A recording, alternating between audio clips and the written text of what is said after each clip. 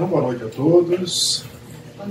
Que a paz de Deus seja conosco hoje e sempre. Então, alcançamos o nosso terceiro encontro, que passa muito rápido.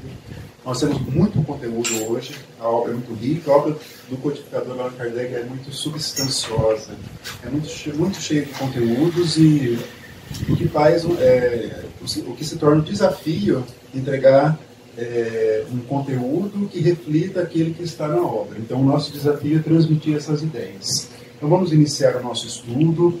Vamos rever rapidamente alguns pontos. Nós colocamos sempre porque o estudo dinâmico é justamente para nos ajudar a ler a obra futuramente, no futuro próximo. Todos devemos enfrentar, no bom sentido, a obra do codificador, porque é uma obra muito vasta e é a base da doutrina espírita. Nós não podemos ficar só no livro dos Espíritos ou só no Evangelho segundo o Espiritismo. Nós temos que avançar no estudo da codificação. Para entender os livros que vieram depois do Allan Kardec, com a obra do André Luiz, uma obra tão importante, temos que conhecer a obra do codificador. Muitas pessoas chegam na obra do André Luiz sem ter lido a obra e acabam não compreendendo de uma maneira mais aprofundada. Então é bom que nós façamos alguns passeios por essa obra tão colossal, tão monumental. E cada vez que nós passearmos por ela, nós vamos alcançando novos patamares de compreensão, novos patamares de aprofundamento da doutrina espírita. E o próprio codificador falava, não há como aprender a doutrina se não tiver um estudo longo, detalhado, continuado. Ele falava muito isso. Mas o estudo dinâmico tem o propósito de despertar umas ideias para que nós possamos continuar os nossos estudos. E quem foi Allan Kardec? Nós sabemos, Allan Kardec nasceu na França, nós sabemos que ele era um anônimo, por assim dizer, e depois ele acabou mudando o nome quando ele descobriu a doutrina espírita. Ele era uma importante personalidade no mundo da educação francesa. Mas ele deixou o nome dele, que era Hippolyte Léon Bélizaire Rivail, para poder assumir-se Allan Kardec, para que o nome dele, que era famoso, não atrapalhasse o desenvolvimento da obra. Então ele foi lá, se dedicou há alguns anos e lançou todas as obras, desencarnou em 1869. A Gênese foi lançada em janeiro de 1868, a última obra. Aí, em março do ano seguinte, ele desencarnaria no dia 31 de março de 1859. Mas deixou todas as obras ali para nós todos impecável. E, afinal de contas, o que é o Espiritismo? Então, nós trouxemos as definições do próprio codificador, lá no livro que é o Espiritismo. Então, ele diz, vamos relembrar aqui, o Espiritismo é, ao mesmo tempo, uma ciência de observação e uma doutrina filosófica. É uma ciência de observação porque ela nasce da observação das comunicações mediúnicas. É ali que ela nasce. Por isso que ela é uma ciência de observação. Mas dessas comunicações nasceu a doutrina filosófica, que é um conjunto do conhecimento que nós temos estudado. Como ciência prática, ele consiste nas relações que se estabelecem entre nós e os espíritos. Nós temos relações espirituais, sejam aquelas provocadas, como numa reunião mediúnica, ou indiretamente, quando nós somos influenciados no nosso dia a dia, durante todo o nosso dia. E como filosofia, compreende todas as consequências morais que dimanam dessas mesmas relações, dos ensinamentos. Então, consequência moral é o que vai se ligar com o nosso comportamento. A doutrina espírita tem essa finalidade de modificar o nosso comportamento com base no Evangelho de Jesus, que também é reinterpretado pela doutrina espírita. Lembramos que Kardec não considerou o espiritismo como religião, porque ele não queria misturar os conceitos das religiões ortodoxas, muito rígidas, com a doutrina que era eminentemente progressiva. E ela se baseia na ciência, nos estudos. E isso choca-se com o conceito de religião que se tem hoje, que é muito rígido, muito tradicional. Então, Kardec não queria misturar. E ele não considera o espiritismo como uma religião. Os espíritos, posteriormente, Kardec, vão trabalhar um lado religioso do espiritismo, mas não religioso no sentido de uma religião cósmica, e não de uma religião vista com os nossos olhos.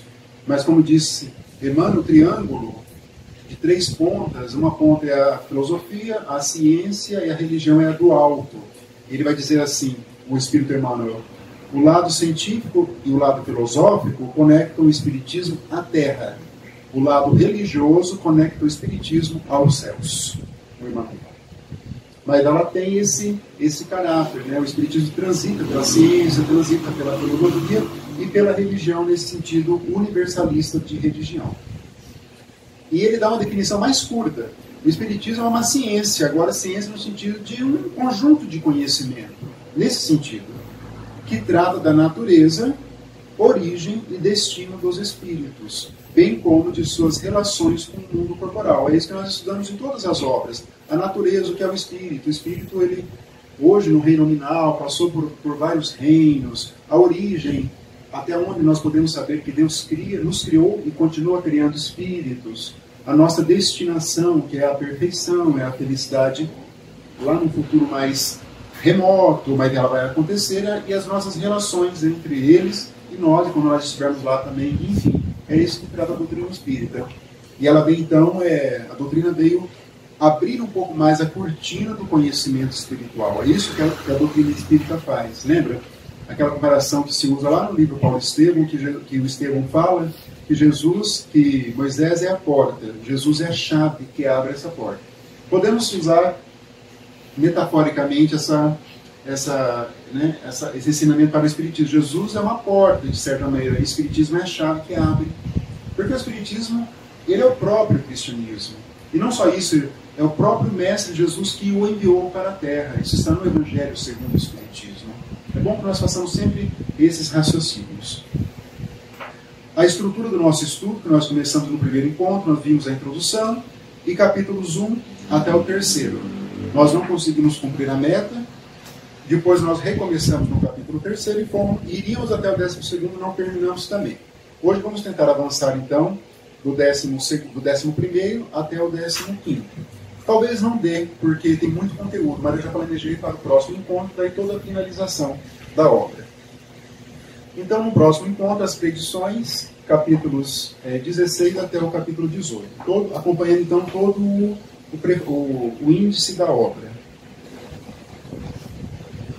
Então vamos começar hoje a Gênesis, capítulos 11 até o 12, e os milagres também, capítulos 13 até o capítulo 15. São os dois grandes capítulos da obra, e muito interessantes por sinal. Eu trouxe um texto aqui para a reflexão inicial, porque lá no livro No Mundo Maior, do Espírito André Luiz, lá o instrutor Eusébio, ele diz assim: é uma reflexão que vai nos fazer pensar um pouco naquilo em que o que realmente é milagre para a doutrina espírita. Vamos começar a pensar de acordo com o que vai nos ensinar Allan Kardec a respeito do que é o milagre, que é algo que chama tanta atenção da humanidade até hoje. Mas diz já assim o Espírito, o Espiritismo gosta de quebrar o nosso barato, né? Não busqueis o maravilhoso. Já começa assim. A sede do milagre pode viciar-vos e perder-vos. Vinculai-vos pela oração e pelo trabalho construtivo aos planos superiores, e estes vos proporcionarão contato com os armazéns divinos, no sentido simbólico, o auxílio do alto, o auxílio dos espíritos, o auxílio de Deus, armazéns divinos, que suprem a cada um de nós segundo a justa necessidade. Então, é um trabalho de esforço. Vamos entender já, então, por meio dessa reflexão, que não existe milagre como muitas pessoas entendem. Vamos compreender. Mas antes, vamos relembrar o que nós vimos nos primeiros encontros, né? Vimos um pouco do caráter da revelação espírita. Kardec diz lá: a obra tem por objeto o estudo dos 3 pontos, até agora diversamente interpretados e comentados: a Gênese, os milagres e as predições, em suas relações com as novas leis que decorrem da observação dos fenômenos espíritas. Lembrando que ele trabalhou lá no Evangelho segundo o Espiritismo a parte que não se tinha dúvida, a parte moral do Evangelho. Isso nós falamos, ninguém tem dúvida. Se nós estudarmos aqui a caridade, aqui no Lusita, talvez lá no Templo Mormon agora também estejam estudando a caridade com base na parábola do bom samaritano. Ou lá no Salão do Reino das Testemunhas de Jeová. Ou numa igreja, na congregação cristã ali na Vila Casone, por exemplo. Se eles estiverem falando hoje da parábola do bom samaritano, não vai ter divergência nenhuma. Né? No sentido daquele samaritano que foi auxiliado, e que foi levado né, na hospedaria, aquele trabalho de caridade que foi feito naquele momento. Jesus ensinou isso para todos. Então essa parte moral não havia dúvida. Então Kardec trabalhou essa parte lá no Evangelho segundo o Espiritismo. E ele deixaria para outros momentos da obra dele o que havia divergência. Ele já trabalhou na obra seguinte, que é o Céu e o Inferno, questão justamente das consequências dos nossos atos. O que é o céu? O que é o inferno? Não existem, na verdade. Que existam consequências, regiões espirituais, estado íntimo de sofrimento. Ele já vai começando ali, vamos dizer, ressignificar alguns ensinamentos. E ele chega no livro da Gênesis já com outras partes também que são interpretadas diferentes, que é a origem, né, do Gênesis nós falamos que significa origem do universo, origem da Terra e origem do homem. Os milagres, vamos começar a ver hoje, e depois as predições, que são as previsões que Jesus fez para um futuro. Ou um futuro próximo, ou um futuro remoto. Vamos ver isso também. Essas partes são realmente muito problemáticas nas religiões cristãs, cada um tem as suas interpretações. E nós vimos também no nosso segundo encontro alguns aspectos da origem do bem e do mal. Kardec ele pergunta, mas será que Deus pode praticar o mal? Ele permite? Não. Deus não, o mal é algo que não tem como nós imputarmos a Deus. O mal ele decorre de nós. Mas de que maneira? Pelos vícios morais que nós temos, já falamos, mas sempre vamos falar orgulho, vaidade, egoísmo, tudo aquilo que nos separa de uma perfeição, tudo que nos divorcia da divindade, tudo isso é um vício moral. Tudo que contraria as leis divinas, violação às leis divinas, aquelas leis que Kardec colocou lá, as leis, 10 leis. Mas ele tem só algo didático, porque a lei divina, ela está na nossa consciência. E nós sabemos quando nós ofendemos, porque o nosso remorso ele vai apontar. Se não apontar agora na encarnação, ele aponta em outro momento da existência do espírito. E o remorso é o primeiro requisito para que o espírito comece a sua regeneração perante a lei divina. É esse remorso que vai ali, ele vai agredir. Geralmente ele pede para nascer, né? Lembra daquele personagem lá do Memórias de um Suicida, que ele esganou aquela mulher com quem ele tinha um relacionamento extraconjugal, ele matou com as duas mãos, lá em Portugal, em Lisboa, ele colocou as duas mãos no pescoço, né, e esganou, né? Quem não sabe, quando é com as mãos é esganadura, quando é com outro objeto, aí vai ser um enforcamento, quando é uma corda, uma corrente, é enforcamento. Quando é com a mão, é esganadura. Ele esganou e a matou. E na cena do crime ele comete suicídio.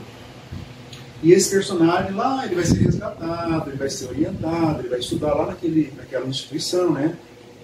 Legião dos Servos de Maria, que a obra vai lembrar. Mas tem aquele momento que me marca profundamente, é que quando ele vai preparar a encarnação dele, ele vai retornar à Terra para começar a expiar, porque ele não teve um processo de arrependimento, de remorso. Porque ele violou a lei divina, né? O não matarás. E violou a si mesmo, ele se matou. Mas quando ele está se recolhendo a uma câmara, onde ele não vai mais ter contato com os amigos, porque a partir dali ele já ia começar uma preparação mais intensa até ele se vincular com a futura mãe dele. Mas quando ele vai dar tchau para os amigos, ele vai se despedir, a mão já começa a desaparecer. É assim narrada essa parte. Uma das mãos, ele vai nascer sem as duas mãos. Porque é da providência divina, né, como no princípio de Talião, né, que é enunciado no Antigo Testamento. Ele é um princípio, né, está no livro dos Espíritos, né, ele é aplicado por Deus, não por nós. E ele vai nascer sem as duas mãos em razão do homicídio e com uma grave deficiência mental em razão do suicídio. E quando o Camilo Castelo Branco vê, né, ele visita, ele já encarna, é a última página do livro. Eu sei que eu falo os sinais dos livros, vocês, né, se frustram, mas eu não consigo, ele não me detém, mais forte que eu, né? Aí o Camilo Castelo Branco, que é o personagem principal, que vai cometer o suicídio, que ele é o Memórias de um Suicida dele. Mas ele vê um amigo dele já encarnado, em espírito, numa visita que ele faz, ele começa a ter uma crise de choro, quando ele vê ele era um poeta, né? Porque eram todos poetas, escritores. Aquele que encarnou no Brasil, saiu de Portugal e encarna no Nordeste brasileiro. E quando ele vê, ele tem uma crise de choro. Uma crise de choro, o espírito, quando ele vê, né, encarnado. Porque daí vai estar lá sozinho, numa espécie de uma cama muito paupérrima. Aí do lado da irmã dele, por sua vez, com quem ele teve a relação extraconjugal, que hoje, agora vão retornar para reparar o amor agora em forma fraternal. Não mais com o homem e a mulher, os dois. Não tem mais esse privilégio. Só com as relações sentimentais conjugais só continuam no plano espiritual quando há mérito do casal. Quando não há mérito, não há. São outros contextos expiatórios e reparatórios. Violação à lei divina nós teremos que reparar, não há como nós fugirmos das leis divinas. E o uso consciente do livre-arbítrio, que é a faculdade de escolha, dos caminhos da vida, de tudo que nós podemos fazer na fase em que nós nos encontramos com o nosso raciocínio hoje, nós temos livre-arbítrio. Podemos escolher o que nós vamos fazer, o que nós vamos no curso, ou não fazemos, se devemos praticar o bem ou não, se seremos bons trabalhadores do movimento espírita ou não, depende do nosso esforço e do nosso livre-arbítrio. Essa é a razão. Quando nós violamos isso, surge o mal na nossa compreensão. E nós temos também o papel da ciência na Gênese. Kardec trabalha a questão da Gênese, da origem do universo, da Terra e do homem, a partir de um olhar científico. Reparem isso na obra. Aí, a partir desse olhar científico, lá do século XIX, principalmente, ele vai acrescentando informações do plano espiritual. Nenhuma outra religião faz uma estrutura Gênese com base na ciência. Pelo contrário, a ciência e a religião brigam. Uma briga uma com a outra. Kardec pega a ciência, aquele conhecimento daquele século, e vai complementando. Aí tem esse capítulo uranografia, que é sinônimo de astronomia, de estudo do universo, é sinônimo da formação das galáxias, dos mundos. Uranografia, né? Daí tem lá várias informações, matéria cósmica, que é do fluido cósmico universal, a formação dos mundos, a questão do princípio espiritual, do fluido vital. Lembram? Tudo isso tem a ver. E tudo isso vai ser o quê? Construído com base nas inteligências mais supremas designadas em cada sistema solar, em cada região do universo. Lembra que nós lemos a primeira página do A Caminho da Luz? Aqui falava que rezam as tradições, que um grupo de espíritos puros se reuniu 2 vezes. Espíritos puros que são responsáveis pelo nosso sistema solar. A primeira é quando eles se reuniram para formar a Terra. Isso teria acontecido há 4 a 5 bilhões de anos. E a segunda vez, quando eles iam deliberar qual deles que iria encarnar para ensinar o Evangelho. Só 2 vezes. E Jesus realmente compunha esse grupo, os demais também eram espíritos puros, e ele foi escolhido para nos ensinar o Evangelho, que é a lei divina propriamente dita. A partir então de agora, capítulo 11, iniciando nosso estudo de hoje, a questão da encarnação dos espíritos. Afinal de contas, por que nós encarnamos? Não estou falando em reencarnar. Porque a nossa vivência, nós somos espíritos. A nossa vivência natural, normal, ela é aonde? Ela é no plano espiritual. Mas se ela é no plano espiritual, por que Deus criou então a encarnação, nos colocando neste plano material? Por que isso acontece? Então é esse o ponto de vista que Kardec vai trabalhar essa questão. Então nós vamos compreender o porquê que nós temos essa necessidade de estarmos em regiões materiais. Ao mesmo tempo que o espírito recobra a consciência de si mesmo, perde a lembrança do seu passado, sem perder as faculdades, as qualidades e as aptidões anteriormente adquiridas. Ele renasce qual se fizera pelo trabalho anterior. Nós estamos sujeitos à lei do esquecimento. Só que nós só esquecemos a maneira pelo qual nós adquirimos o conhecimento. O conhecimento ele não se perde. Então nós vamos encarnar com um tanto de conhecimento que é nosso acervo intelectual, nosso acervo moral. Faz parte do nosso espírito. Não lembramos de como nós conseguimos, mas nós temos uma capacidade. Isso todos nós temos. Não é só com o ensino formal que vem o nosso conhecimento. Tem até uma discussão filosófica entre se existem ideias inatas, né, os inatistas e os racionalistas, entre os filósofos. E alguns inatistas, igual Kant, igual outros, falavam que sim, nós temos ideias inatas. É uma pena que esses filósofos não trabalham em questão espiritual. Muitos têm.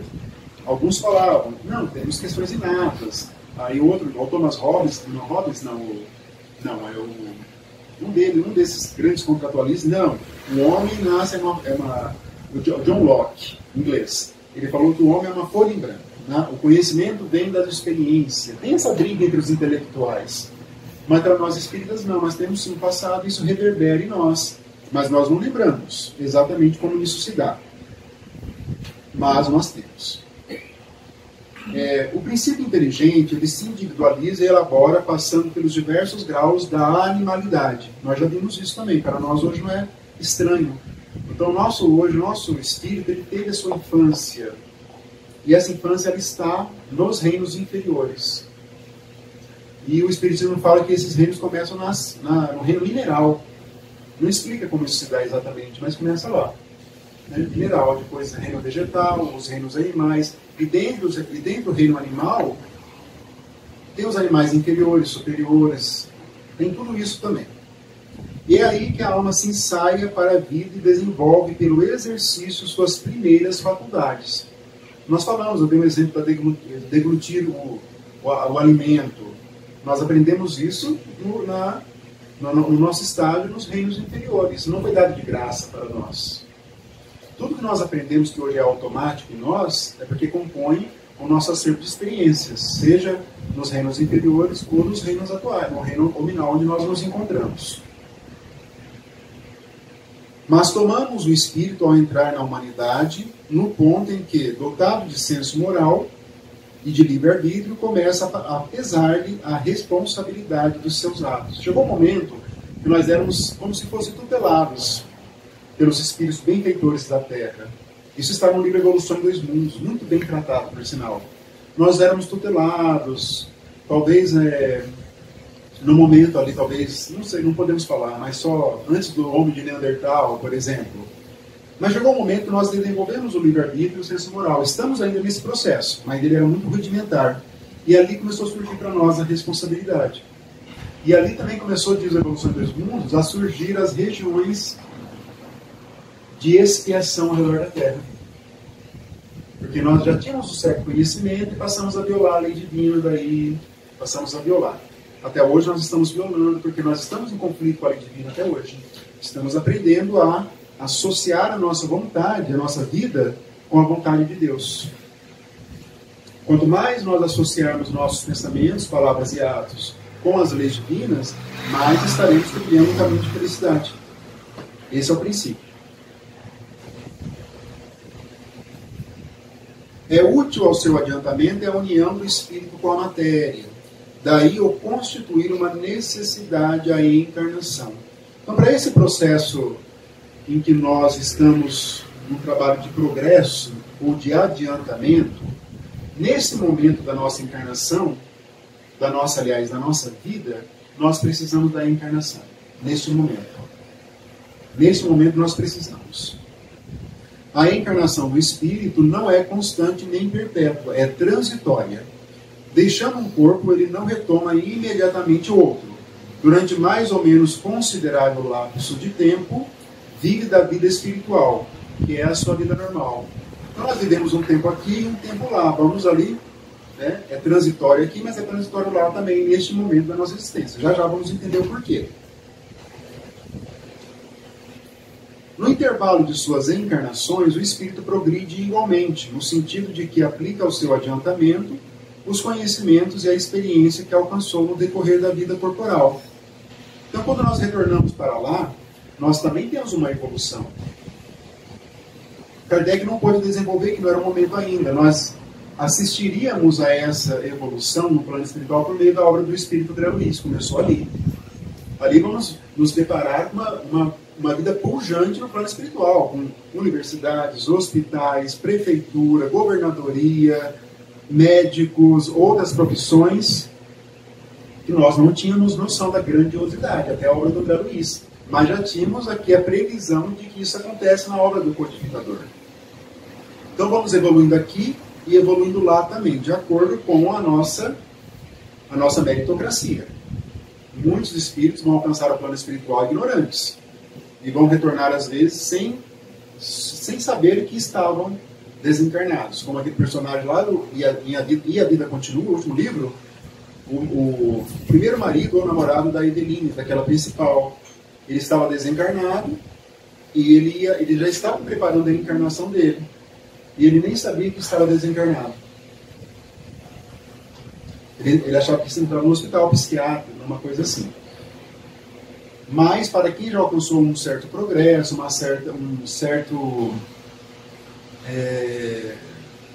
autonomia, por assim dizer, perante a lei divina, já tem condições de progredir aqui e lá também, que é o que nós nos candidatamos, nós espíritas, a esse processo. Examina o que fez enquanto habitou a terra, passa em revista o que aprendeu, reconhece suas faltas, traça planos e toma resoluções, pelas quais conta guiar-se em nova existência, com a ideia de melhor se conduzir. Tudo isso é feito no plano espiritual, nós temos inúmeros exemplos na obra do André Luiz. Lá eles trabalham, eles participam de cursos, tem uma parte de lazer, eles contam com os benfeitores, eles fazem estudos, eles participam de grupos de auxílio aos encarnados. Esse é o mote da obra do André Luiz, né? Grupos de auxílio aos encarnados. Essa é a parte principal.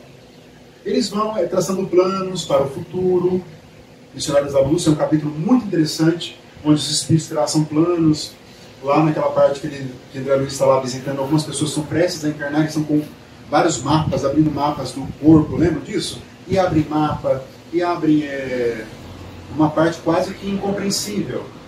Como que vai ser o outro pé, o outro que é um completista, aquele conceito de que ele triunfou, ele poderia voltar numa encarnação seguinte com mais méritos. Ele preferiu voltar com defeito na perna, porque ele falava que ainda a vaidade era presente nele, a vaidade física, ele pediu para nascer com um problema congênito para que ele se lembrasse sempre de que não, que a vaidade, que a beleza física era algo transitório. Ele pediu isso no plano espiritual. Está lá no Missionários da Luz. Então nós vamos trabalhando lá o que falta para o nosso melhoramento.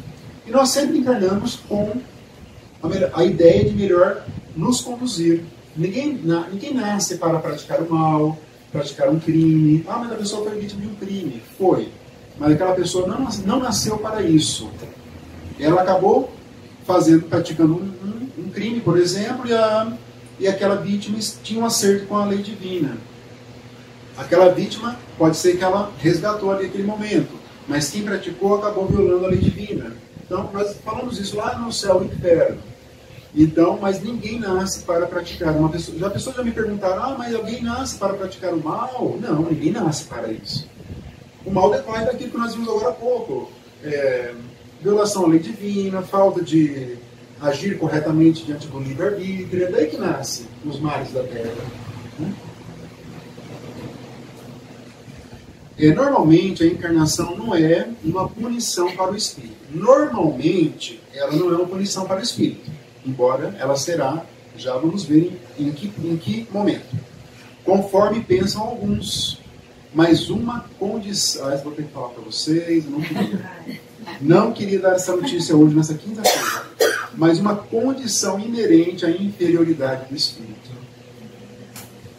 E o meio de ele progredir. Então, realmente, a encarnação é algo próprio de processos inferiores. Todos nós que nos encontramos aqui estamos em processos ainda inferiores, né, progredindo, né? E meio de progredir. Pelo menos pensa, mas tem algo pior, vai piorar agora. Depois, no próximo ainda. À medida que progride moralmente, olha como que a progressão moral ela vai impactando toda a nossa existência. Vocês repararam nisso na doutrina espírita? Vamos ver isso ainda hoje, lá nos fluidos, lá na prática do Evangelho, lá no passe. Onde que podemos imaginar vai falar da progressão moral do espírito? O espírito se desmaterializa, isto é, depura-se, com o subtrair-se à influência da matéria. Sua vida se espiritualiza, suas faculdades e percepções se ampliam, sua felicidade se torna proporcional ao progresso realizado. Então a nossa meta é essa, progredir, até um dia deixarmos de encarnar aqui na Terra. Entretanto, agora tem um problema aqui, né? Ali foi dito que normalmente a encarnação não é uma punição. Normalmente. mas em alguns casos ela será. Entretanto, como atua em virtude do seu livre-arbítrio, é importante o livre-arbítrio. Pode ele, o espírito, por negligência ou má vontade, retardar seu avanço. Ele não usou corretamente o livre-arbítrio. Ele conheceu a doutrina espírita, ele frequentou algum tema, depois falou, não é para mim isso. A pessoa saiu. São muitos, né? Eu vejo cada caso assim, que olha para a pessoa, como ela tinha capacidade de fazer um trabalho brilhante em qualquer área da doutrina, a pessoa sai, não é para mim, né? Já vi alguns casos assim.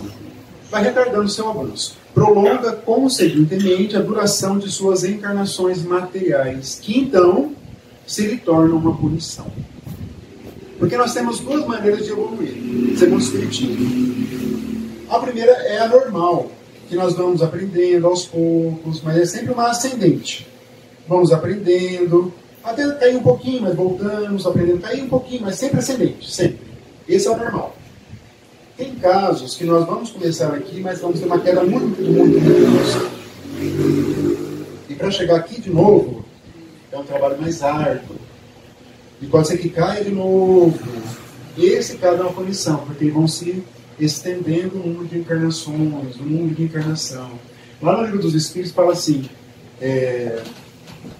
as encarnações, elas têm as durações do progresso. Não existe um tempo. O tempo é o esforço que vai dar. Está lá no Livro dos Espíritos. Não tem um número certo, pode ser um número indeterminado. O importante é que nós nos conscientizemos de tudo isso e que nós possamos exercer o nosso livre-arbítrio com mais sabedoria. E podemos subir, então, sempre. Esse é o objetivo da doutrina, de nos alertar para isso. O progresso material de um planeta acompanha o progresso moral de seus habitantes. A Terra é um dos menos adiantados. Mais outra notícia, né? Tem dois tipos de evolução. Tem a evolução do próprio planeta, material. Lembra, no começo da Terra era incandescente, tinha muito calor, não tinha seres vivos. E ela foi evoluindo, depois vieram os primeiros seres vivos.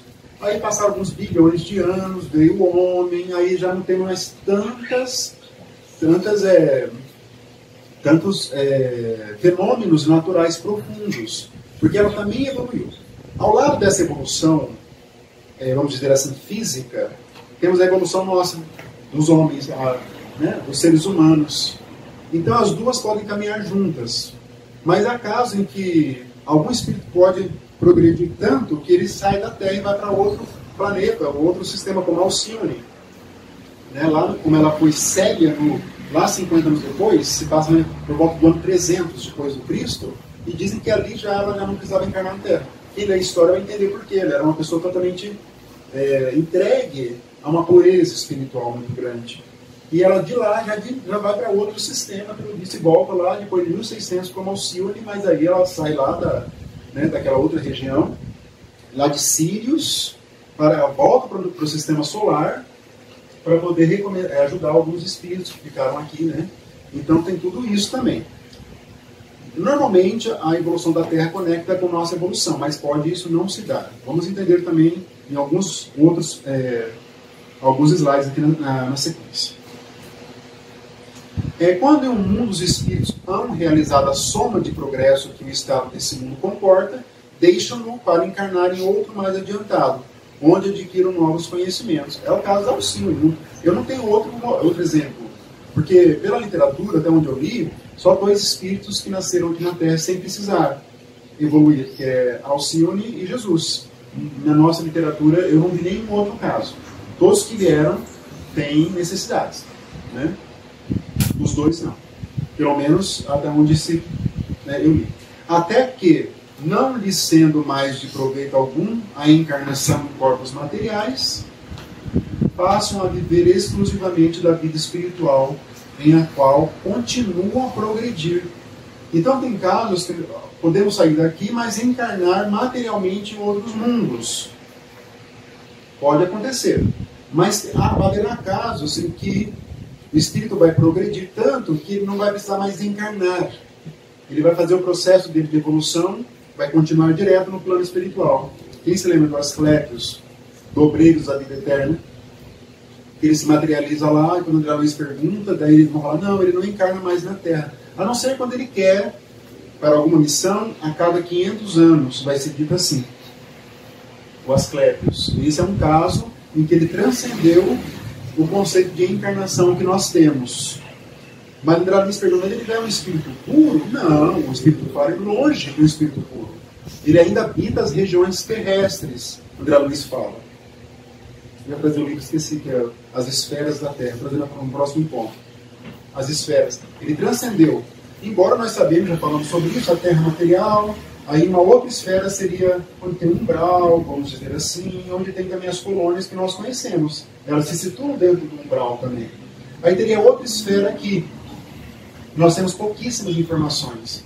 Então essa talvez é onde ele habita, né? Até outras esferas, até chegar aí na Terra, né? Enfim. O importante é nós sabermos o seguinte, uma hora da encarnação, um momento, ela não haverá mais necessidade. Mas aí nós continuaremos o nosso processo de evolução, mas agora somente no plano espiritual. Não há mais necessidade de encarnar. É muito interessante também. Aí tem, olha, admitidos nos conselhos do Onipotente, diz Allan Kardec, lembram do conselho mencionado aqui no livro? Onde é que tem, né, a Gênese com esse livro aqui? Conhecem-lhe o pensamento e se tornam seus mensageiros, seus ministros, diretos no governo dos mundos, tendo sob suas ordens os espíritos de todos os graus de adiantamento. Quem vê esse slide, divorciado das outras partes da codificação, acha muito surrealista, mas entendendo agora a sequência do que é a encarnação, a necessidade, a Terra, isso aqui se torna bem simples de ser assimilável. Então, nós seremos um dia admitidos nos conselhos do Onipotente de Deus para administrarmos, então, outros mundos, outros planetas. Claro que nós não sabemos exatamente como isso vai se dar, mas vai se dar, né? É o nosso futuro. Não foi uniforme o progresso em toda a espécie humana. Isso é evidente hoje, né? Vários povos são diferentes. Existe hoje, em alguns estudos, existe um mito, ou até como que eu posso falar? Alguns não aceitam a ideia de progresso, algumas escolas do conhecimento humano. Alguns povos, eles falam, não é que eles são mais atrasados, eles só têm conhecimentos diferentes, dizem assim.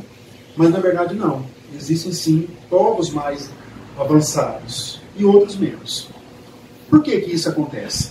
Como era natural, as raças mais inteligentes adiantaram-se às outras, mesmo sem se levar em conta que muitos espíritos, recém-nascidos para a vida espiritual, vindo encarnar na Terra, juntamente com os primeiros aí chegados, tornaram-se ainda mais sensível à diferença em matéria de progresso.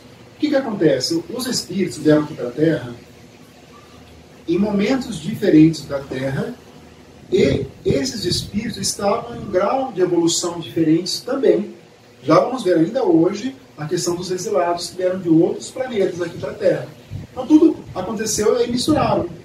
Vamos ver esses povos mais antigos, os egípcios, os hebreus antigos, os arianos lá na Europa, são bem diferentes. Né? De povos africanos ou de povos asiáticos, são bem diferentes. Né? Isso não tem origem unicamente na Terra. Não pode ter. Os egípcios, quando eu vejo algo vinculado aos egípcios, aquele povo não pode ter nascido na Terra, não tem nada a ver aquilo. As roupas, o conhecimento, nada a ver. As pirâmides, é uma coisa diferente mesmo, né? E vamos entender então hoje ainda. Então aconteceu que vieram espíritos diferentes, em momentos diferentes, em estados de progresso diferentes, que gerou a humanidade. Hoje nós temos vários povos, uma diferença muito grande. Muito grande. E a questão da reencarnação, então? O princípio da reencarnação é uma consequência necessária da lei do progresso. Nós entendemos porque nós temos que reencarnar. E a reencarnação, ela decorre da lei do progresso. Sem a reencarnação, como se explicaria a diferença que existe entre o presente estado social e o dos tempos de barbárie? Como explicar isso? Aqueles povos antigos lá, de 10 mil anos atrás, que nem existia cristianismo, como é que eles vão conseguir o paraíso se formos usar a linguagem de algumas religiões? Como assim? É que eles não acreditam, porque eles falam que nasceu quando era, então teria pouco tempo. Mas não tem como, não conecta ele, né? Não conecta. Agora vem as emigrações e as imigrações dos espíritos. Ou seja, os espíritos podem mudar de planeta, podem encarnar em um outro planeta, ir para outro. Existe esse trânsito de planeta. Muitas pessoas não entendem, já me perguntaram, mas se existe reencarnação, como que a população sempre aumenta da Terra? É lógico, não tem? Porque se existisse reencarnação, não ia aumentar. Aumenta porque há emigração e imigração de espíritos. Eu falei para a pessoa nem sabia que era espiritismo, eu já falei para ela, mas existem outros planetas que são habitados. A pessoa já se choca. Se ela não entendeu a questão da reencarnação, vai entender outros planetas. Mas eu falo, né? As emigrações e imigrações. Vamos entender isso. Inclusive, mais uma vez, a Caminho da Luz tem toda a história desses povos, egípcios, hebreus, que vieram lá de Capela. Mas vamos entender por que eles saíram de Capela aqui, né? Que é um outro sistema solar, esse Capela, vários planetas ali foram banidos de lá, mas eles tinham uma certa inteligência e vieram para a Terra contribuir para que os povos mais primitivos absorvessem um pouco daquele conhecimento. Vamos entender. No intervalo de suas existências corporais, os espíritos se encontram no estado de erraticidade e formam a população espiritual ambiente da Terra. Nós sabemos isso hoje, principalmente pela obra do André Luiz. Várias comunidades. Na época de Kardec, isso era realmente uma inovação profunda. E muitos falam que a obra de André Luiz viola a obra do codificador. Eu não consigo entender. E grandes estudiosos falam isso. Como assim?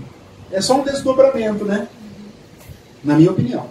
As renovações rápidas que se produzem no elemento espiritual, né, nos espíritos da população, por efeito de flagelos destruidores, apressam o progresso social. Isso está no livro dos Espíritos. Flagelos são terremotos, inundações, epidemias, como nós tivemos aqui da Covid. Isso apressa o progresso. Uma visão ampla, isso apressa o nosso progresso. É difícil, quando nós estamos passando por um problema, acreditar nisso. Mas acontece.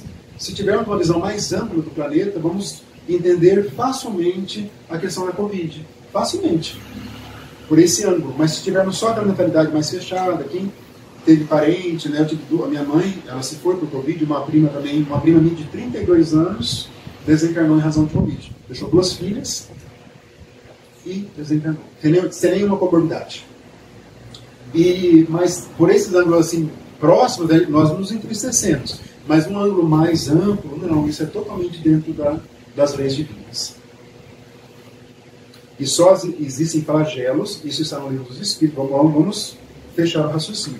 Porque nós, a sociedade mundial, a humanidade, não tem uma linha de tempo que a providência nos dá para que nós alcancemos determinados níveis de evolução. Quando nós não atingimos esse nível, Deus encaminha os flagelos para nós. Eles só existem porque nós não alcançamos níveis de evolução significativos. Se nós tivéssemos usado o livre-arbítrio corretamente, nós não precisaríamos disso. É isso que está no livro dos Espíritos. Então, há emigrações, né, quando saem, e emigrações quando chegam. Coletivas de um mundo para outro, de onde resulta a introdução na população de um deles de elementos inteiramente novos. Segundo o livro da Evolução em 2 Mundos, foram 4 povos que vieram, os espíritos vieram de Capela, que são os indianos, os egípcios, os hebreus antigos, né, que são os judeus antigos, e os arianos lá da Europa.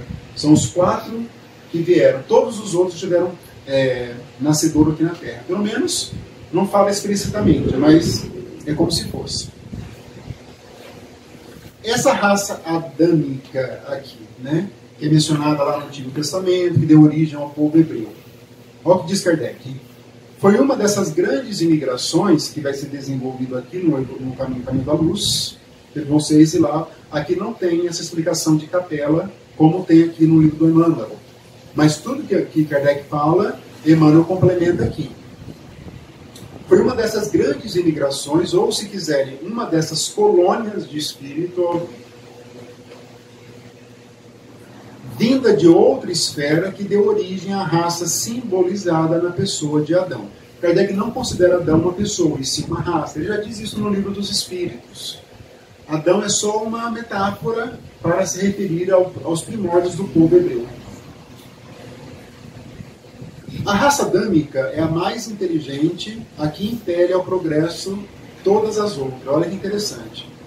A Gênese nola mostra, desde os seus primórdios, industriosa, apta às artes e às ciências. Olha que interessante. E o povo judeu tem essa peculiaridade, até hoje. Repara que grandes intelectuais vieram do povo judeu. Albert Einstein, por exemplo, Sigmund Freud, por exemplo, Hannah Arendt, e muitos outros eram judeus.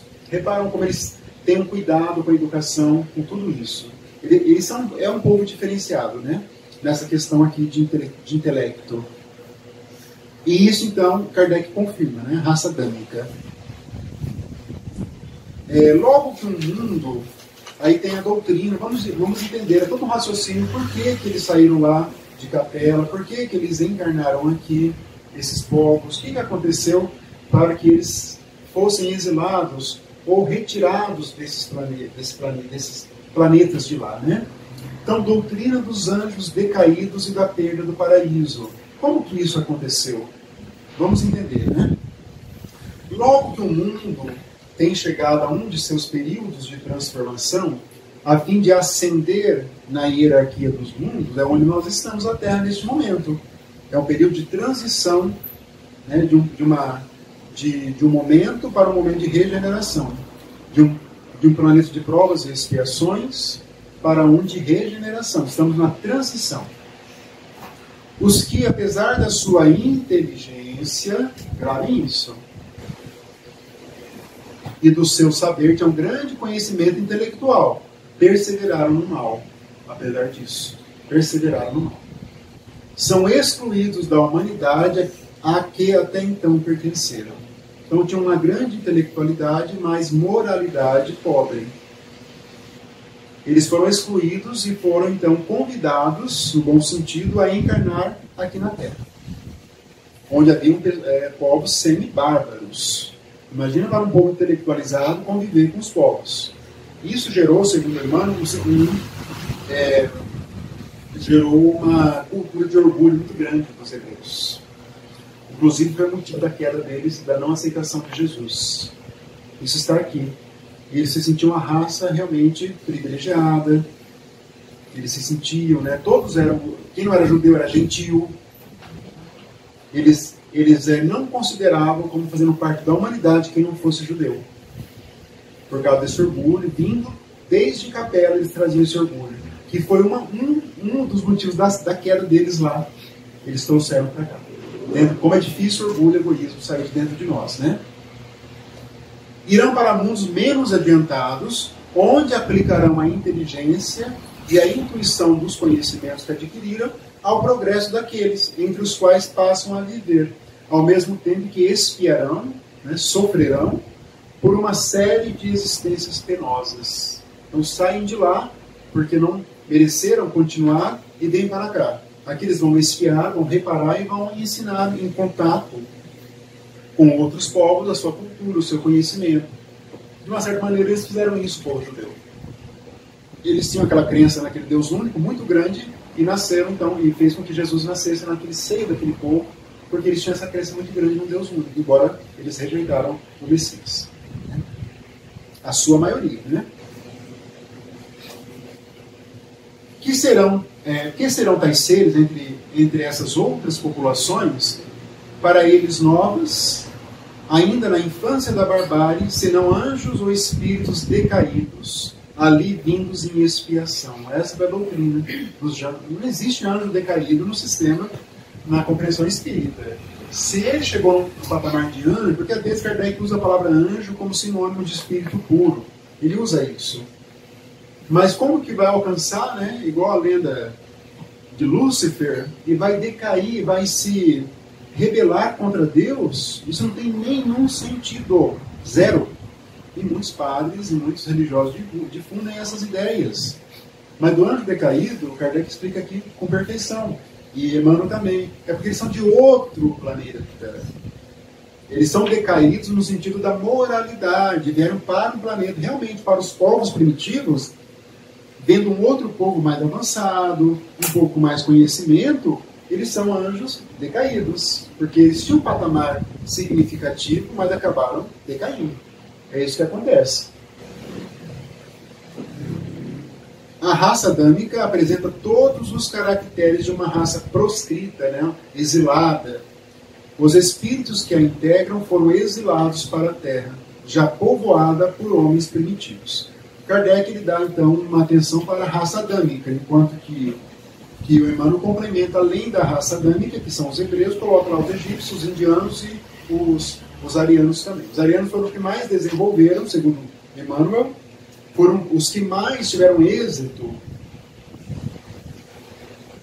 na função, na missão que eles tinham, que era, qual que era a missão? Ajudar os povos primitivos. Essa era a missão deles. Segundo Emmanuel, os hebreus fracassaram, os egípcios fracassaram e os indianos fracassaram. Esses arianos não. Eles conseguiram se misturar lá, formando o que nós conhecemos como Europa. E olha a Europa perto hoje. Né? A Europa é o continente com menos índice de violência no mundo hoje, é a Europa. E a Europa trouxe um grande avanço para a humanidade, nas ciências, nas artes, na arquitetura. Reparem isso, a Europa, perto de outros continentes. Então, realmente, tem muita lógica isso que o Emmanuel disse mesmo. Né? Esse povo que habitou lá na Europa conseguiu difundir o seu conhecimento. E olha como, né? Existem aí teses de que, por exemplo, Michelangelo, o grande artista, era um de capela também. Esses grandes nomes vieram de lá trazer todo esse conhecimento. Eles conseguiram porque eles se difundiram, né? Porque o iluminismo lá se fechou. Os hebreus também, eles se fecharam. Os egípcios se escravizaram e se fecharam. Daí não conseguiu a missão. Não conseguiu a missão. Como o livre-arbítrio, ele é soberano. Os indianos se fecharam lá, dividiram em castas. Hoje não vigora mais na Constituição, mas socialmente vigora o sistema. Se tocar no Dalit, a pessoa está eternamente fadada ao sofrimento. Existe até hoje. Né? Hoje é o país mais populoso do mundo, né? 1 bi e 400 milhões de pessoas, né? Os indianos. Aí os egípcios, nós sabemos, escravizaram, inclusive os hebreus. Os hebreus que vieram também foram escravizados por eles. E eles se fecharam também, não quiseram dividir o conhecimento que eles tinham com o povo, não quiseram, se fecharam também. Aí os hebreus, dispensa comentários, né, foram os responsáveis pela morte de Jesus, do Messias, né, e outros problemas também. Até hoje nós vamos lá vendo, né, os problemas que se encontram no Oriente Médio. Tem a ver, tem lógica. Claro que esse é assunto complexo, né, não podemos simplificar um assunto complexo só com base em algumas informações. Mas é nítido que o Oriente Médio, né, muçulmano lá, e no meio deles uma ilhazinha de judeu. É uma coisa assim, é estranho. E altamente violento, brigas, né, entre eles. Então o futuro reserva para eles, com certeza, aí, imagino eu, pelo conhecimento espírita, uma situação expiatória muito dolorosa entre os judeus e os muçulmanos. Muito dolorosa mesmo, né, para todos eles. Vamos para o Brasil. Para o Brasil? Pode ser. Pode acontecer, né? No livro, né, Brasil, Coração do Pátria do Evangelho, tem insinua-se, né, que nós somos realmente o povo que vai orientar a parte moral, a parte, né, da humanidade, né? Aqui, né, a nossa simplicidade fez com que o Evangelho progredisse melhor, o Espiritismo, né, trabalhasse melhor. Esses são temas, eu gosto muito desses temas, são complexos, requerem mais estudo, mas nos dá uma compreensão da humanidade. Às vezes quando eu leio lá um artigo num site, eu falo, nossa, mas depois eu penso, não, o Espiritismo explica realmente isso, que esses povos são mais atrasados, são mais violentos. Dá para entender isso, tem uma lógica. Por isso Deus, na sua mansuetude, prometeu-lhe ao povo adâmico que lhe enviaria um Salvador. Isto é, um que a esclareceria sobre o caminho que cumpria tomar. Esse Salvador foi enviado na pessoa do Cristo, que lhe ensinou a lei de amor e de caridade. Mas a maioria não aceitou. A maioria. Um pequeno grupo aceitou e acabou difundindo, principalmente na pessoa de Paulo de Tarso. Esse é o grande nome do Evangelho, sem sombra de dúvida, foi Paulo de Tarso. Esse homem foi extraordinário, pelo trabalho que ele fez de divulgação do Evangelho. Aí tá, tem aquela ideia, né? Algumas pessoas perguntam, né? Ideia de decaimento e princípio da não retrogradação espiritual.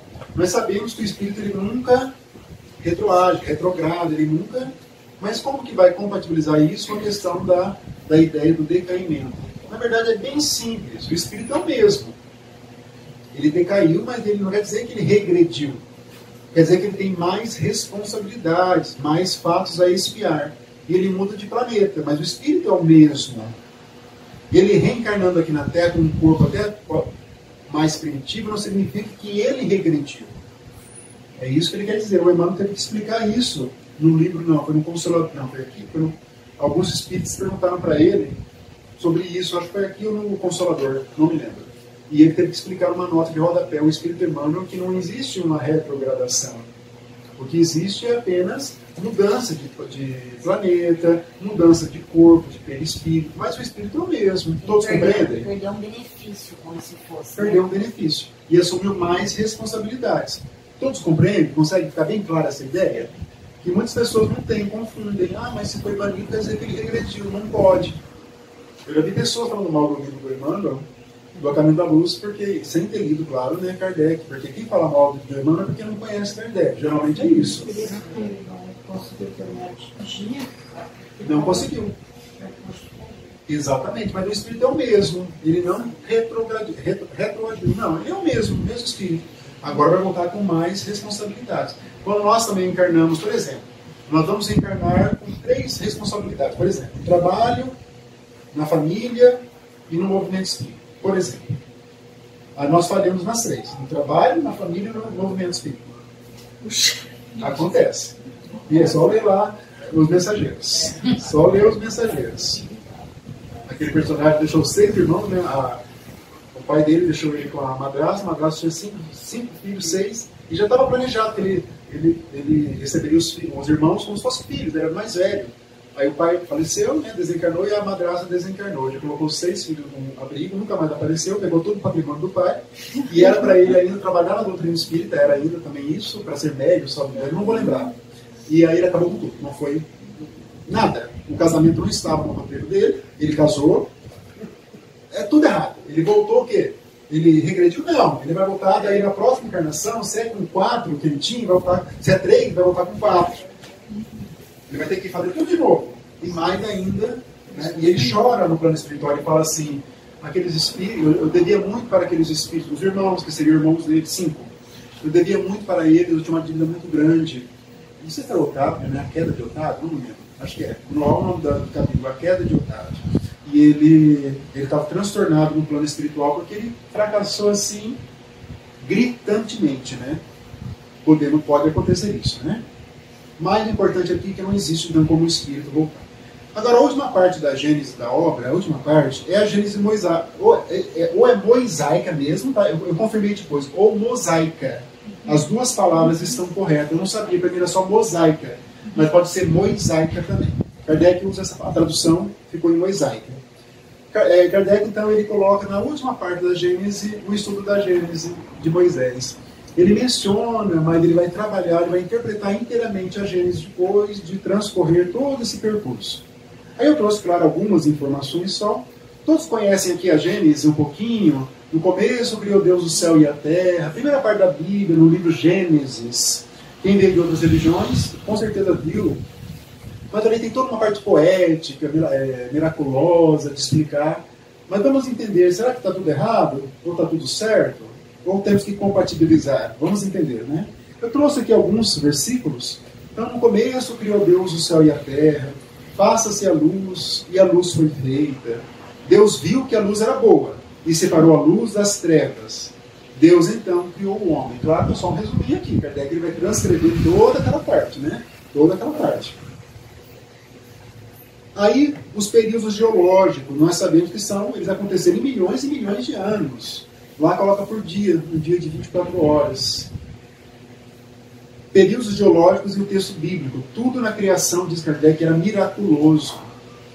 A concordância mais notável, diz Kardec, se verifica na sucessão dos seres orgânicos, que é quase a mesma, com pequena diferença, e no aparecimento do homem por último.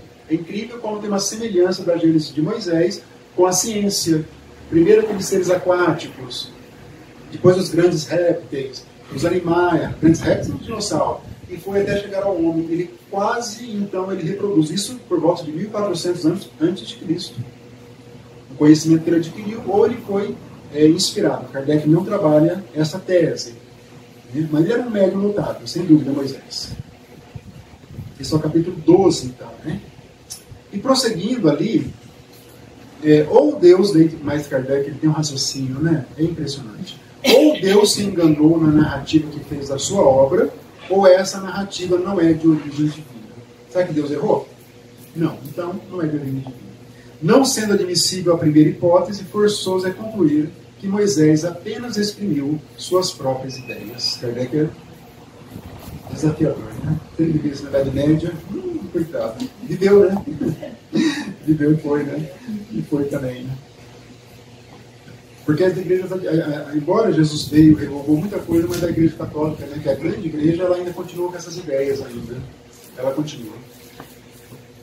O quadro do universo tirado do nada, em alguns dias, por um só ato de vontade criadora, era, para espíritos incultos, o sinal mais evidente do poder de Deus. Realmente, né? Deus criou a terra do nada, criou o sol, a luz se fez, era algo assim para espíritos incultos. Mas daí a humanidade evoluiu e a humanidade não aceitava mais essa forma de fundamentação.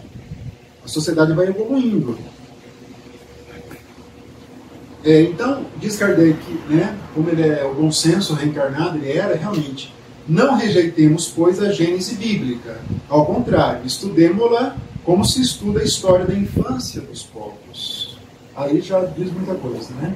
Da infância dos povos. Trata-se de uma obra rica de alegorias, cujo sentido oculto se deve pesquisar, que se devem comentar e explicar com o auxílio das luzes da razão e da ciência. Jesus também usava as alegorias, mesma coisa.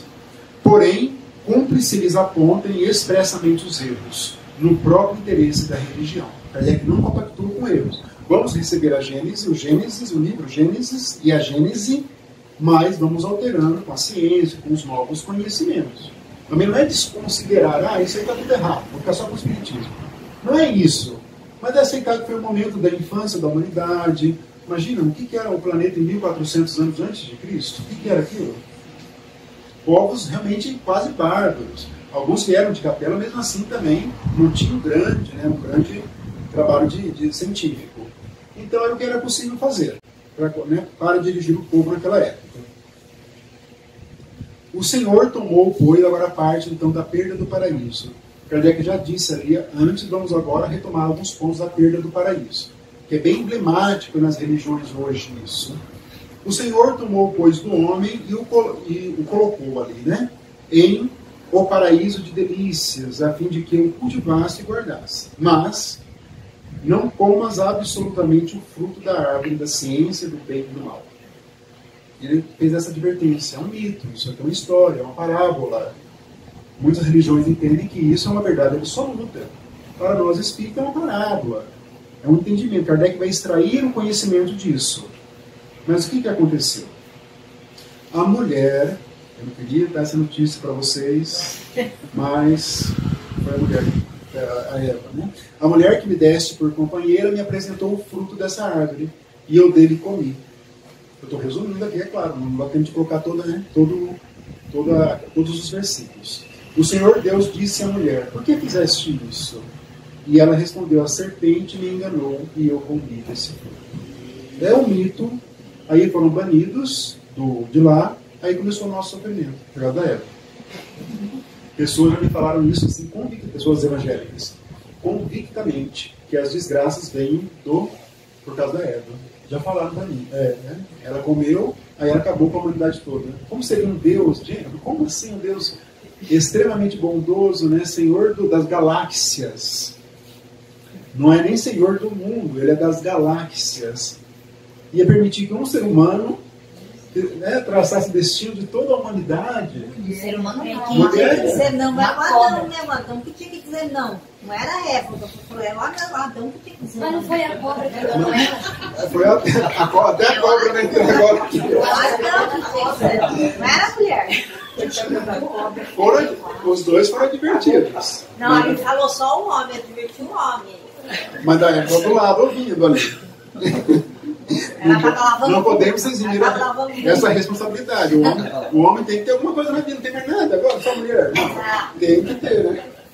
Mas esse é um mito que é tido realmente como verdade para muitas pessoas, e é mesmo. Muitas conversas com os amigos evangélicos aí, e eles falam isso com... Eu tenho uma tia que é ligada a Testemunho de Jeová, e ela acredita assim nisso piamente. E uma amiga minha fez história, formada em história, quando foi para Londres, naquele museu natural dos dinossauros, ela falou assim, nossa, só assim, né, pra gente pensar que eles existiam. Só assim. Entendeu? Porque para ela a evolução é da Bíblia. Não, ela está ainda vinculada à ideia, ela ainda não usou o pensar dela. Não, e fez o curso de História formado em História. Mas pode fazer. Na verdade, a graduação, hoje, mais maduro, graduação ela dá um caminho para a pessoa. Qualquer graduação.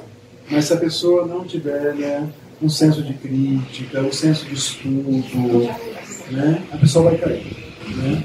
Vai cair, não adianta.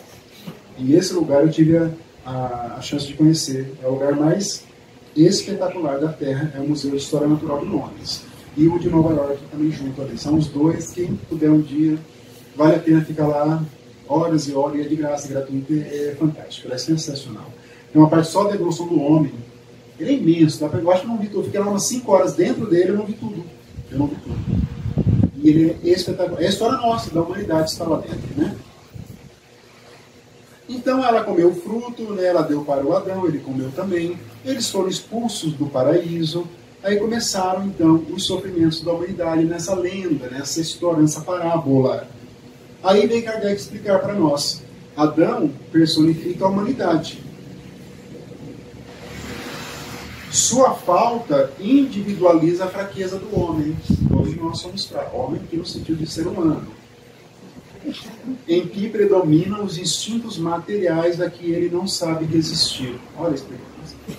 Kardec, ele é muito, né, racional, é um raciocínio, é a nossa fraqueza, todos nós somos ainda, nós temos vulnerabilidades, todos nós ainda temos instinto, às vezes não sabemos resistir, todos nós, sem exceção.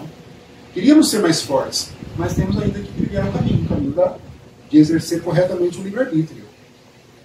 E essa árvore da vida, né, já vi algumas gravuras, uma árvore da vida, é o emblema da vida espiritual, da consciência que nós temos, que o homem adquire do bem e do mal, pelo desenvolvimento da sua inteligência, do livre-arbítrio, em virtude do qual ele escolhe entre um e outro, e incorre na responsabilidade dos seus atos. É isso, é a consciência.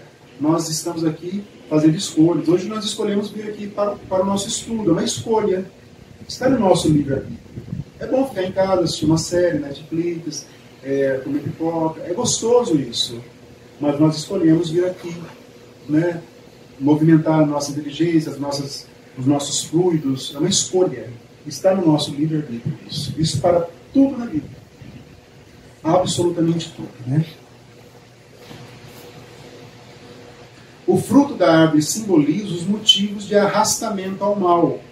Nós somos convidados, seja pela nossa natureza ou pelo plano espiritual inferior, vamos ver isso ainda hoje. A árvore se ergue no meio do jardim de delícias para mostrar que a sedução está no seio mesmo dos prazeres. Quando algo, né, eles vão dizer lá no livro dos Espíritos, uma paixão. Quando algo sai da trilha, é muito exagerado, se torna uma paixão. É algo desequilibrado. Isso é, em tudo na vida. Então, sedução está no seio mesmo dos prazeres com afastamento do seu destino espiritual. Quanto mais nós nos vincularmos à parte material, mais estaremos distantes do nosso destino espiritual. Então nós temos que ter força hoje, conhecimento, para movimentar o nosso espírito para um progresso espiritual. Temos que deter as nossas más tendências, temos que concentrar esforços para sermos uma pessoa boa, benevolente, caridosa. Esse é o nosso objetivo aqui na Terra, mesmo diante de todas as dificuldades. A morte de que ele, Adão, é ameaçado é um aviso das consequências inevitáveis, guarde essa palavra, decorrentes da violação das leis divinas que Deus lhe gravou na consciência. Né? Elas podem ser amenizadas. Vimos isso lá no Evangelho, no Céu e no Inferno. Temos como amenizar de acordo com o nosso comportamento, mas elas vão chegar, inevitáveis. Tem aquela frase do Emmanuel, né? Quando a lei te alcançar, que você esteja na prática do bem. Ela vai te alcançar, mas aí na prática do bem, ela pode ser amenizada, ela pode ser ali um pouco atenuada. Interessante essa fala do Emmanuel, profunda, não é? Quando ela te alcançar, porque ela pode me alcançar e eu posso me encontrar na prática do mal. Ela vai dobrar, né, a punição. O paraíso terrestre era a figura do mundo ditoso, onde vivera Adão, ou antes a raça dos espíritos que ele personifica. Kardec não trabalha como sendo Adão um personagem. Não, é um mito e é uma raça, os hebreus.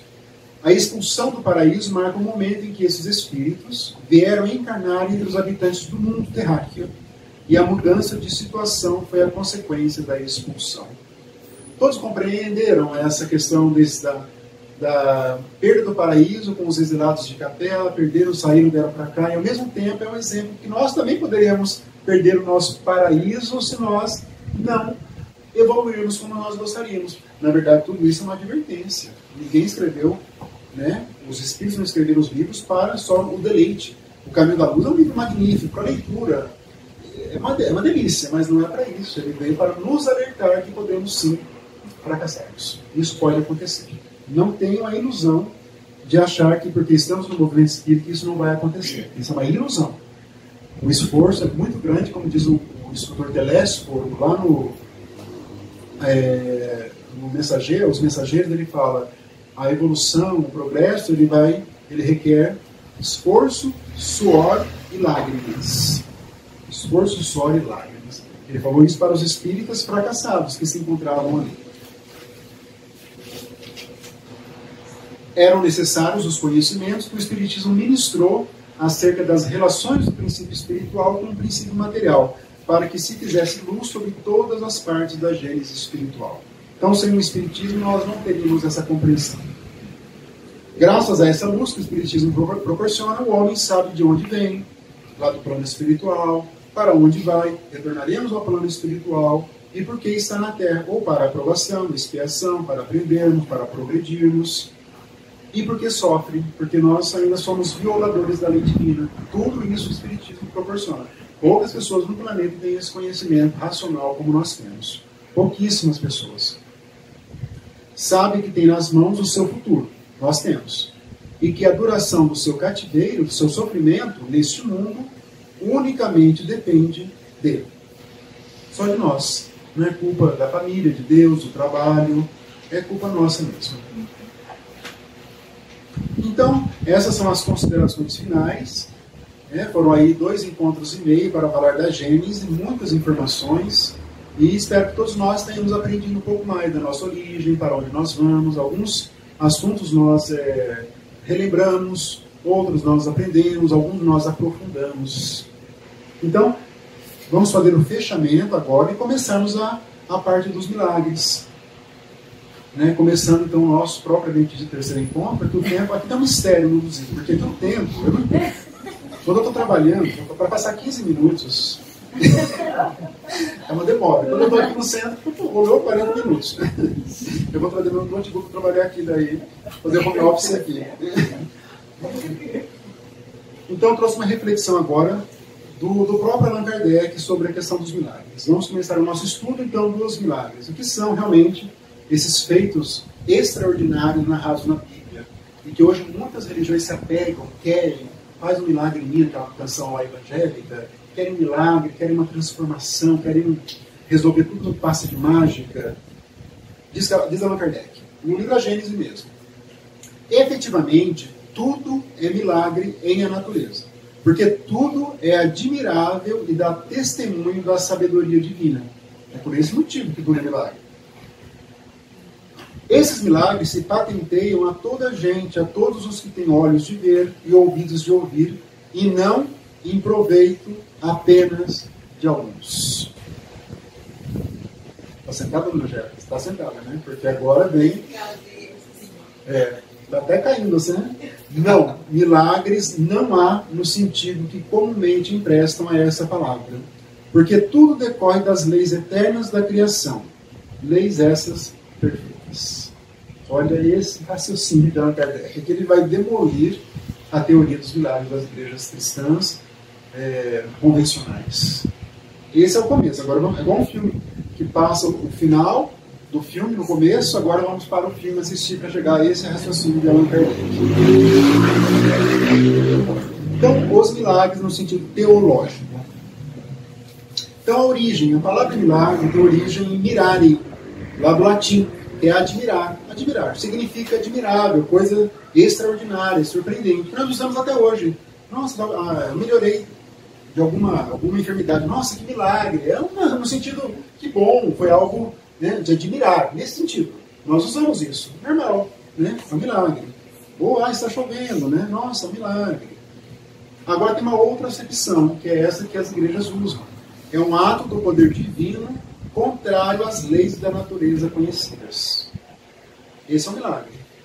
Deus vai mudar a situação financeira da pessoa, vai curar uma doença de uma forma mágica, vai modificar, vai arrumar um casamento, né? Tem um dia lá na Igreja Universal do Reino de Deus, tem um dia do relacionamento.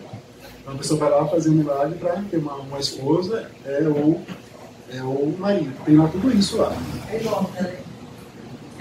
Como? É um dos dias que mais lota, mas não é não. O dia do dinheiro é mais. Esse é o dia mais. Esse é o dia que lota mesmo, né? Então, milagre, as pessoas querem, né? Vamos entender que todos nós somos vulneráveis. Nós aqui espíritas queremos ter um pensamento racional das coisas da vida. Muitas pessoas não querem, porque o racional, ele, de certa maneira, ele nos traz uma realidade muito crua. O Espiritismo nos traz uma realidade muito crua. É muito bom imaginar que Deus possa realmente fazer um milagre, mudar a minha vida. É muito bom. É muito bom saber que Ele pode me colocar numa situação melhor, me deixar uma pessoa mais rica. É muito bom saber disso. O Espiritismo acaba o quê? Desmistificando tudo isso. Isso é muito cru. Muitas pessoas não gostam dessa realidade, desse realismo. Mas vamos entendendo o pensamento de Kardec. O que para a igreja, lembra que quando, né, tem a igreja com letra maiúscula, é a igreja católica.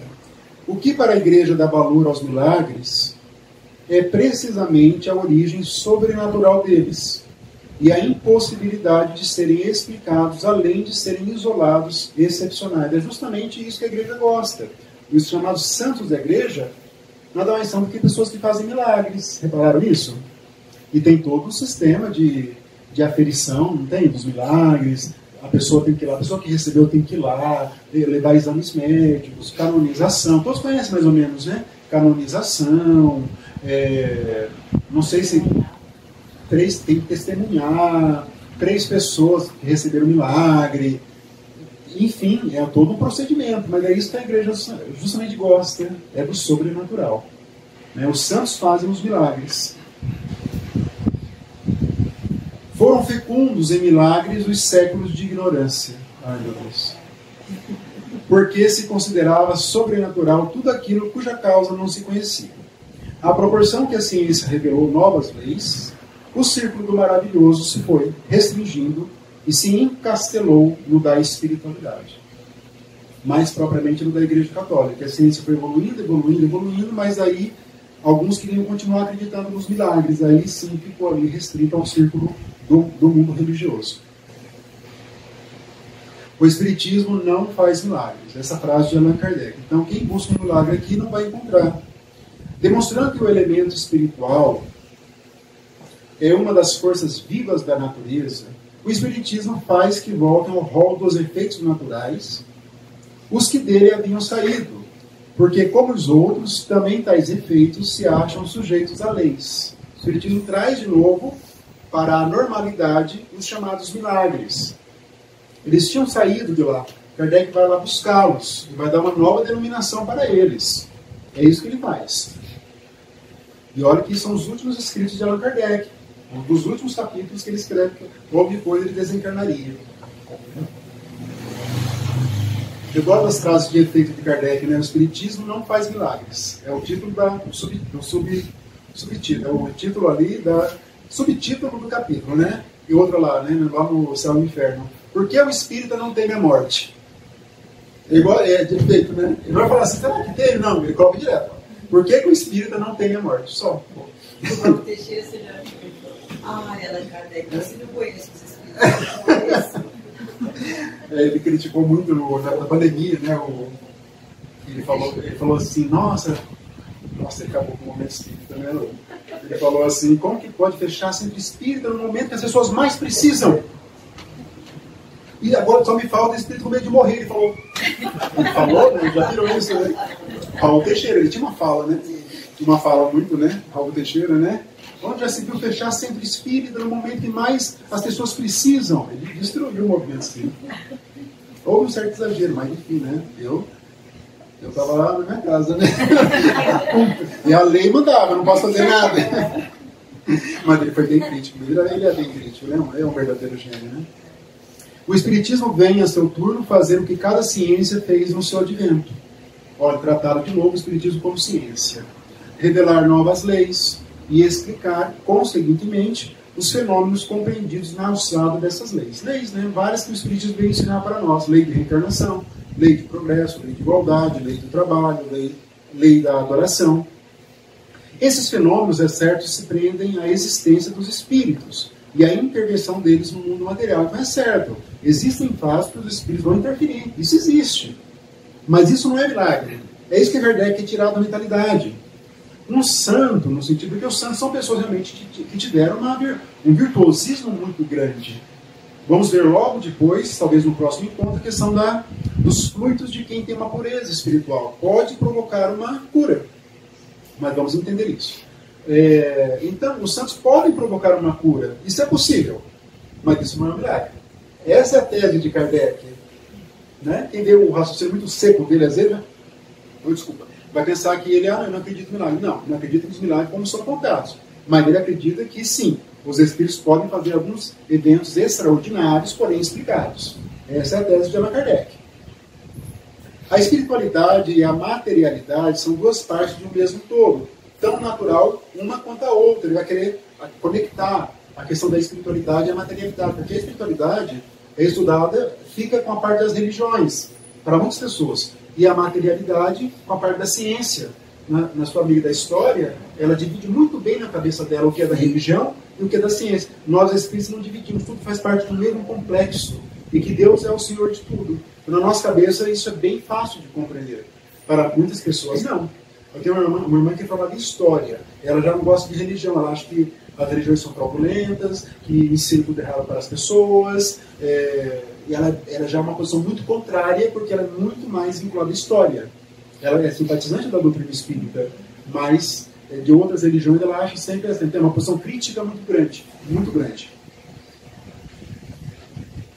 Todavia, como o Espiritismo não alimenta a pretensão de haver dito a última palavra, seja sobre o que for, nem mesmo sobre o que é da sua competência, ele não se apresenta como absoluto regulador do possível e deixa de parte os conhecimentos reservados ao futuro. Nem tudo o Espiritismo vai explicar à perfeição, mas ele vai dar um caminho. Kardec diz isso. Né? Não podemos acreditar que o Espiritismo pode tudo. Tem aquele capítulo lá no Livro dos Médiuns, que é mais ou menos isso, né? O que se pode perguntar aos espíritos? Como confabular? Não é tudo que vamos perguntar para eles. Temos que saber, ou seja, algo que vai ao encontro do nosso progresso, ao encontro da humanidade. E não questões que não têm importância.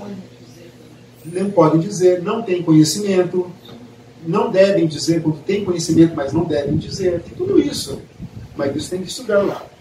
Agora, uma outra indagação. Faz Deus milagres?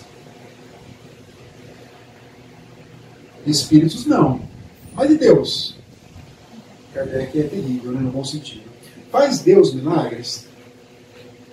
Visto que nada lhe é impossível, pode fazê-los. Teoricamente, é uma possibilidade. Porque ele é autor das próprias leis. Ele pode mudá-las. Porém, ao poder soberano, reúne ele a soberana sabedoria. de onde se deve concluir, é um raciocínio de Kardec, né? Um raciocínio. De onde se deve concluir que não faz coisa alguma inútil. Por que então faria milagres? Esse é o raciocínio. Não é? Ele não faz nada de inútil, a suprema sabedoria.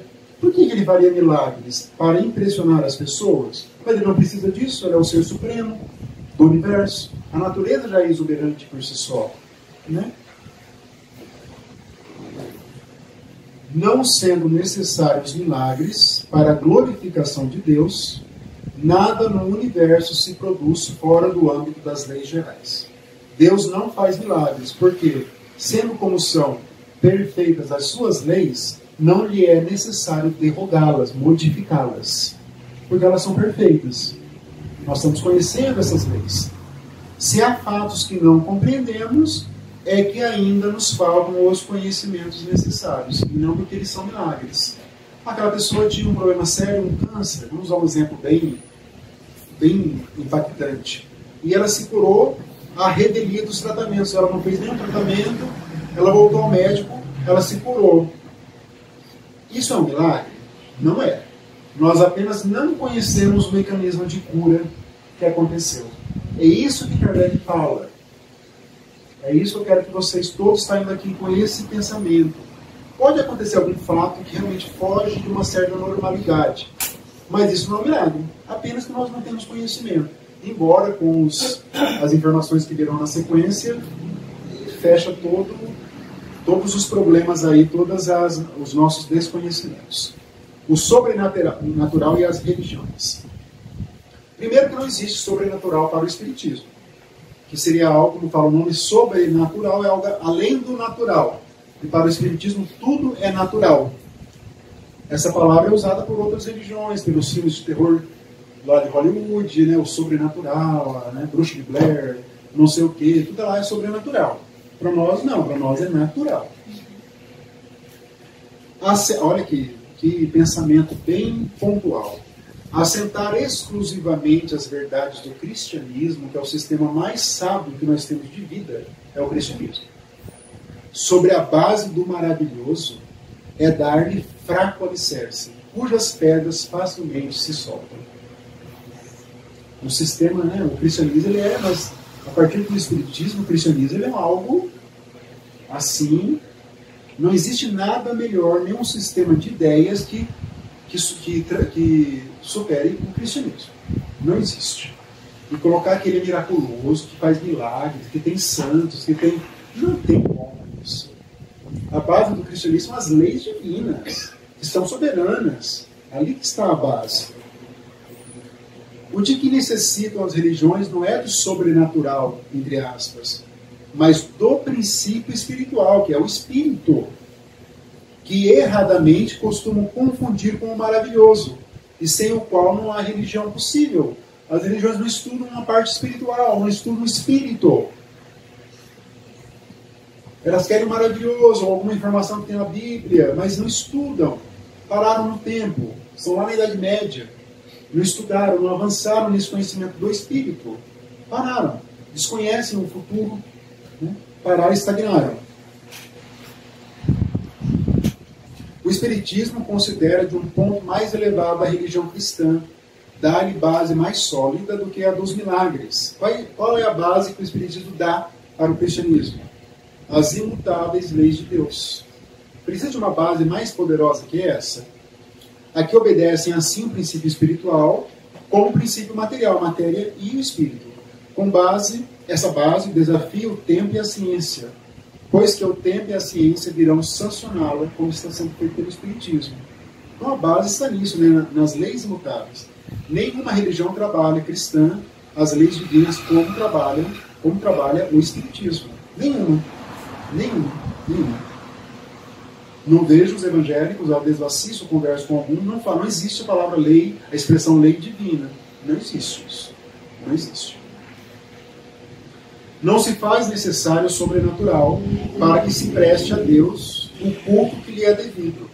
A natureza já prova a suprema potestade de Deus, o supremo poder de Deus. A natureza ela é perfeita, ela é bonita, ela é bela, ela é exuberante. Quem não fica impressionado de ver um animal, um grande animal, uma girafa, né? Por exemplo, um animal tão bonito, tão exuberante, na natureza, enfim, né? Tudo aquilo é muito exuberante. Um pôr do sol. Um pôr do sol, é muito bonito depois de uma chuva, um pôr do sol, um arco-íris depois de uma chuva, neve caindo, né? Nós vemos nos programas. Todo lugar, a África, aqueles parques, aquelas savanas, aqueles leões, tudo aquilo é muito exuberante. Então isso já mostra a potestade, tudo mostra de Deus. Querem dar ao povo, aos ignorantes, aos pobres de espírito, uma ideia do poder de Deus? Mostrem-no na sabedoria infinita que preside a tudo, e não por meio de milagres. E muitos querem ver Deus por meio de milagres. Muitas pessoas, até hoje. Agora o capítulo 14. Esse capítulo eu considero um dos mais importantes da codificação espírita. Porque aqui Kardec está fazendo um estudo dos fluidos. E esses fluidos, eles vão ali impactando praticamente todos os temas espíritas. Mediunidade, passe espírita, comunicações entre espíritos, vivência no plano espiritual, doação de fluidos em outro contexto que não seja os passes. Nós estamos envolvidos em fluidos. Quando nós vamos lá para André Luiz, Manuel Filomeno de Miranda, vamos ver a atuação dos espíritos nos fluidos. Enfim, esse capítulo é um capítulo extraordinário e muito bem escrito por Allan Kardec. Então vamos começar a ver esse capítulo. Lembrando então que nós estamos no estudo dos milagres. Kardec vai até a primeira parte filosófica, nós terminamos agora.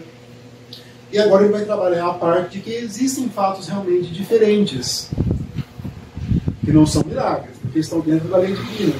Mas esses fatos vão ocorrer com base nos chamados fluidos. Assim que ele começa o estudo com essa proposta, de mostrar que os fatos extraordinários que existem não são extraordinários, porque existem leis. Os fluidos vão ali explicar quase todo, ou se não a integralidade deles.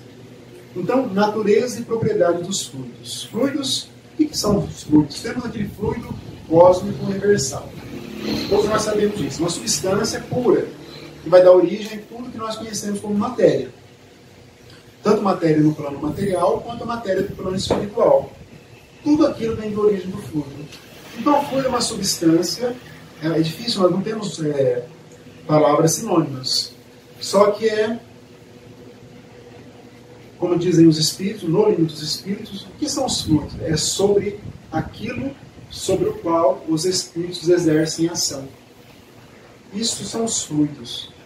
Vamos entender tudo isso então. Então, os fenômenos em que prepondera o elemento espiritual, não podendo ser explicados unicamente por meio das leis da natureza, escapam às investigações da ciência tradicional. Não tem como explicar os fluidos para um cientista. Não há como, porque a ciência exige pesquisa, exige que algo seja submetido a uma experiência, a um laboratório. Aí eu trouxe um vidro de fluido, embora que é um fluido da água, mas eles não vão compreender. Vamos estudar isso como fluido espiritual? Não tem como, eles não vão captar essa essência. Por enquanto não, né? Por enquanto não. Vamos lembrar da água, lembra do nosso lar, que havia magnetização da água na Polônia. E quem magnetizava a água eram os espíritos lá do Ministério da Elevação Divina. E lá era o ministério mais destacado. E que era um trabalho tão precioso e era uma das únicas atribuições materiais do Ministério da Elevação Divina. Era magnetizar a água que era usada na colônia. Porque a água acaba sendo um veículo de transporte de fluidos, tanto os deletérios quanto os benéficos. E eles vão falar que a água da nossa casa é profundamente influenciada pelos nossos fluidos. É dito lá no livro Nosso Lar isso. Então, o fluido cósmico universal é igual à matéria elementar primitiva. Tudo que nós conhecemos, que nós enxergamos, e aquilo que nós não enxergamos, porque está no plano espiritual, tudo tem origem no fluido cósmico universal. Tudo. Absolutamente tudo. E ele tem dois estados. eterização, lembra éter? É no sentido de espiritualizado. A palavra éter, no sentido espírita, é algo que está no plano espiritual. Ou da imponderabilidade. Quando vocês ouvirem essa palavra, significa que tudo que nós conhecemos, a nossa força que existe aqui na Terra, a força da gravidade, por exemplo, não tem influência desse lado espiritual, daquilo que nós conhecemos como sendo. Então, ele é um corpo imponderável, porque a gravidade não afeta. Isso é imponderabilidade. Mundo invisível, fenômenos espirituais ou psíquicos, explicados pelo Espiritismo. Tudo isso é explicado pelo Espiritismo. Agora tem outro estado, materialização da ponderabilidade. É um mundo visível, fenômenos materiais explicados pela ciência. Por isso que o Espiritismo é uma ciência do espírito. E a ciência química, física, biologia é uma ciência da matéria. Por esse motivo aqui. Por isso que Kardec nunca vai considerar o Espiritismo como religião. No estado de eterização, quando está lá no plano espiritual, o fluido cósmico sofre modificações tão variadas e que constituem fluidos distintos, que são dotados de propriedades especiais e dão lugar aos fenômenos peculiares ao mundo invisível. Como nós temos as colônias, as construções, né? São muitas possibilidades. Os meios de transporte, ou quando eles atuam alguns fluidos também em nosso favor, né? Os benéficos, ou eles então em favor de... Eles usam muito os fluidos com fins terapêuticos. Reparam isso no álbum do André Luiz? A todo momento. O André Luiz, para ele ter uma visão espiritual mais detalhada, ele foi lá no departamento e ele sofreu um processo de magnetização para poder ampliar a visão espiritual dele. Mas quem transmitiu os fluidos foram espíritos destacados também, que afetou uma região lá do cérebro espiritual e fez com que ele tivesse uma visão espiritual mais destacada. Tudo isso é por fluidos. Eles usam muito a questão dos fluidos, né? Dentro da relatividade de tudo, esses fluidos têm para os espíritos, que também são fluídicos. O perispírito também tem origem nos fluidos. Uma aparência tão material quanto a dos objetos tangíveis para os encarnados. Todos os espíritos ignorantes vão confundir as regiões espirituais como sendo algo que eles se encontram na Terra. Todos. Eles vão ver lá, né, mesas, cadeiras, todos os espaços que repetem os espaços da Terra. E tudo feito com fluidos. E eles se confundem. Eles vão se confundindo em razão disso, né? Muitos e muitos casos. André Luiz fala muito sobre isso, né? É muito difícil. Emmanuel fala de compreender o plano espiritual. Mas ele realmente é muito... Esse plano próximo da Terra, ele é muito próximo de nós. Lá, porém, como neste mundo, somente aos espíritos mais esclarecidos é dado compreender o papel que desempenham os elementos constitutivos do mundo onde eles se acham. Só os mais destacados ali espiritualmente. Nós falamos o espírito mais evoluído, mas essa expressão mais evoluído não traduz uma verdade. É mais esclarecido, né? É mais esclarecido. Cada um tem a sua função, então, lá no plano espiritual, nessa questão do magnetismo. A pureza absoluta, da qual nada nos pode dar ideia, é o ponto de partida do fluido universal. O ponto oposto é o em que ele se transforma em matéria tangível. Então, aqui é o oposto do fluido cósmico na maneira mais pura que nós poderíamos conceber. Os fluidos mais próximos da materialidade, os menos puros, consequentemente compõem o que se pode chamar a atmosfera espiritual da Terra, que são como nós vemos na literatura, aqui, né, próximo da Terra, a crosta, são elementos mais materializados. Lembram das viagens que ele sai da colônia, embora também se situe no umbral. Mas ele vai falando agora, o ar está mais pesado. Lembram disso? Agora a paisagem está mais escura. Ele fica com medo em alguns momentos, né? A temperatura, e a hora ele não consegue mais se locomover. Eles têm que usar um veículo de transporte. A volitação, eles não conseguem mais volitar. O instrutor até faria, mas ele não faz. Isso no começo da obra. No final da obra, ele já está transitando o nosso lar aqui, sozinho, em frações de segundos, já. Mas no começo da obra, ele tem uma dificuldade imensa dessa atmosfera espiritual da Terra aqui. Dá a entender, antes de chegar aqui, existe um umbral mesmo, grosseiro. Dá a entender isso pelas obras. Eles não explicam muito bem, 100%, essa questão das regiões espirituais. Mas dá a entender realmente que passa-se primeiro pelo umbral até chegar. O umbral estaria assim, um pouco acima da terra, da crosta, mas se comunicando com a crosta. Entenderam? A minha leitura é assim. Aí abaixo da crosta, as regiões inferiores. Né? Por muito sutis nos sejam esses fluidos, não deixam por isso de ser de natureza grosseira, em comparação com os fluidos etéreos das regiões superiores. São grosseiros. André Luiz, quando ele foi lá para falar com o Gregório, lá no Libertação, eles tiveram que transformar o perispírito deles para se fazerem visíveis aos espíritos daquela colônia, né? Uma colônia inclinada para o mal. E ele falou, o André Luiz, que ele se sentiu um encarnado. Ele transformou o perispírito dele em algo tão material que ele falou que era praticamente um encarnado, embora estivesse no plano espiritual. E olha que André Luiz e a equipe não são espíritos destacados, são espíritos que moram na colônia. E tiveram que fazer isso para se tornarem visíveis. Enquanto que a Matilde, que pediu o auxílio para o Gregório, também só se fez visível porque outros espíritos forneceram para ela fluidos ali, numa reunião de efeitos físicos. Compreenderam? Matilde, André Luiz e lá o Gregório. Nossa Senhor Jesus. Esse daí, esse é um patamar assim, né? Chegar aqui pra gente tocar. Muito difícil, né? Muito difícil.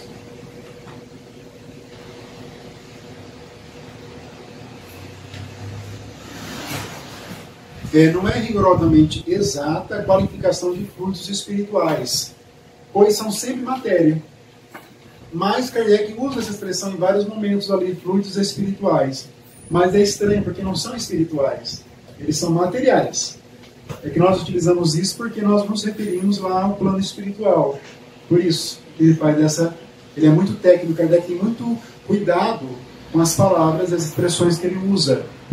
Desde o Livro dos Espíritos, que ele começa a explicar o que é a alma, na primeira página. Temos que explicar, para não ninguém se confundir. Ele coloca, né, o que é a alma. Na segunda página do Livro dos Espíritos, o que é espírito, o que é alma. Ele gosta de explicar tudo, né? Mas de realmente espiritual, só a alma ou o princípio inteligente que nós temos, que é revestido do perispírito, né, propriamente dito. Ainda não conhecemos senão as fronteiras do mundo invisível. Olha que informação, né? Ainda não conhecemos senão as fronteiras do mundo invisível. O porvir, sem dúvida, nos reserva o conhecimento de novas leis, que nos permitirão compreender o que se nos conserva em mistério.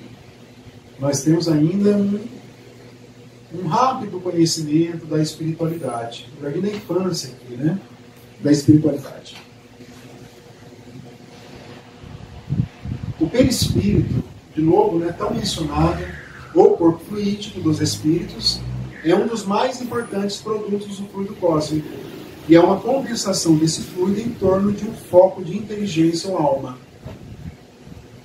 Então, toda inteligência, aqui, sinônimo de alma aqui nesse momento, toda inteligência espiritual, ela tem um perispírito.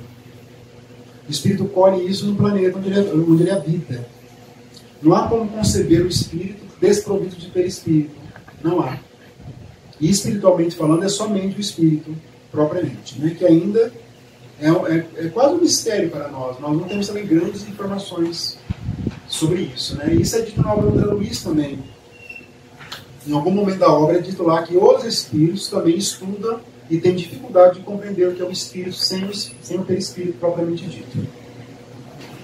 Então, do meio onde se encontra é que o espírito extrai o seu perispírito, isto é, esse envoltório ele o forma dos fluidos ambientes, é do planeta onde o espírito está. Se ele passar para outro planeta, se não for um espírito muito destacado, ele tem que usar lá os fluidos do... Tem que ser. É da lei divina. Não pode ter vamos dizer, um deslocamento de espírito sem um propósito, sem uma lógica. Mas ele não continuaria sempre como... não continuaria. Segundo a tese, não continuaria. A não ser se ele purificar tanto, alcançar um estado de espírito puro para ele transitar livremente pelas regiões. É só o espírito puro que tem essa qualificação. Aqui, quem for ler a literalidade do livro dos espíritos, pensa que qualquer espírito pode transitar livremente, mas é de acordo com o progresso espiritual. Agora, com certeza, pela literatura que nós temos, eu penso, não há como... teria acesso àquele... Não teríamos. Não teríamos acesso. E eles vão falar que vai ser explicado isso, né? Assim como os inferiores não têm acesso às colônias superiores. Não tem acesso assim, à entrada, mas pode ser sitiado, como tem vários momentos da obra de Luiz que os espíritos sitiam a colônia, sitiam as instituições. Aquele exemplo clássico daquela mulher que tinha participado de abortos, ela chega no portão da colônia. Então quer dizer que a colônia está mesmo no nosso lar. Imagine você, ela está no umbral. Ela está transitando lá, andando, ela encontra o portão da colônia. É estranho aquilo, no sentido... Né, a gente pensa que a colônia é muito destacada, mas não é. Sem falar as outras instituições daquele do Obreiros, né, que tem aquela Casa Fabiana de Cristo. Eles chegam lá e vão conversar com a dirigente, né? Lembra o nome? Lembra? Zenóbia, não é Zenóbia. E aí chega um atendente, fala alguma coisa para ela fica meio que em pânico, porque a casa está sendo sitiada e chamam de monstros, pelos monstros. E são espíritos ainda, com aquele perispírito construído com base naquele fenômeno de licantropia. Então ela chama. Então lá é pior ainda, porque está mais abaixo da colônia. Eles têm armas, né? Tem armas, choques, rede, tudo normal. É o pensamento individual, né? Então, e é o estado íntimo deles, é a materialidade onde eles se encontram ali. Tem tudo em rede. O obreiro tem que ter abrir um pouco a inteligência para compreender, porque ele é um livro também bastante transgressor daquilo que nós conhecemos, obreiros. Essa questão aí das armas, das redes, de tudo, né? E bem interessante também. Então, ele se forma com os fluidos ambientes. A natureza do envoltório fluídico está sempre em relação com um grau de adiantamento moral do espírito. Quantas vezes vamos ver a influência moral na nossa existência? Em tudo. Quer ter uma vida melhor? Pratica a lei divina. Quer ser um bom médium? Pratica a lei divina. Quer ser um bom doador no passe? Pratica a lei divina. Quer ser um bom evangelizador? Quer ter uma boa mãe, um bom pai, um bom filho? Pratica a lei divina. Tudo, repararam? Tudo. Está fazendo tudo, né? E ele está profundamente ligado ao grau de adiantamento moral do espírito. Profundamente. O espírito lá não tem como esconder. Quando nós encarnamos, o corpo material ele vai ocultar a grandeza espiritual ou a queda. Em alguns casos, a queda é visível no próprio corpo físico da pessoa. A queda é visível. Mas os espíritos muito destacados podem encarnar aqui. Não puro, estou falando destacado aquele que está um pouco mais à frente, né? Espíritos completistas. Mas nós vamos confundi-los aqui. Agora, quando chega no plano espiritual, a diferença é brutal pela questão do perispírito, pela luminosidade. Né? Já falamos tantas vezes do Voltaire, do Frederico Figner, do Jacob. Ele sabia, ele tinha um conhecimento, eu gosto de falar isso, porque ele tinha um conhecimento técnico, que nós temos. Lemos a obra de Allan Kardec, lemos o André Luiz, vamos entender que os espíritos têm luminosidade. E a luminosidade, lembra, é um dos característicos do perispírito. E esse característico é profundamente ligado à questão da moral do espírito. E ele desencarna, ele sabia na teoria que a luminosidade é um sinal e ele não tem nenhuma luz. Ele só vai ter depois, quando ele se encontra com os padres, ele se encontra com os padres que estavam perseguindo, ele lá no plano espiritual, aí sim que ele, né, naquele momento, né, ele tem... E André Luiz foi lá nos Mensageiros, ele está descendo ali para uma das instituições também, e ali nessa descida que ele percebe uma leve luminosidade. André Luiz sobe na segunda obra, uma leve luminosidade. Né? Então isso é muito, né? É o grau de adiantamento moral. Embora o perispírito ele é captado pelo meio ambiente espiritual do planeta, ele é influenciado profundamente pela nossa moralidade. Profundamente. Alguns o têm por demais pesado, entre aspas, a palavra pesado. Esses espíritos, cujo número é avultado, permanecem na superfície da Terra, como os encarnados, julgando-se entregues às suas ocupações terrenas. São muitos. O André Luiz ficou chocado quando depois de ver na rua o número de desencarnados. Chocados, né? Chocado. E eles se comportam como se estivesse realmente mais chocante.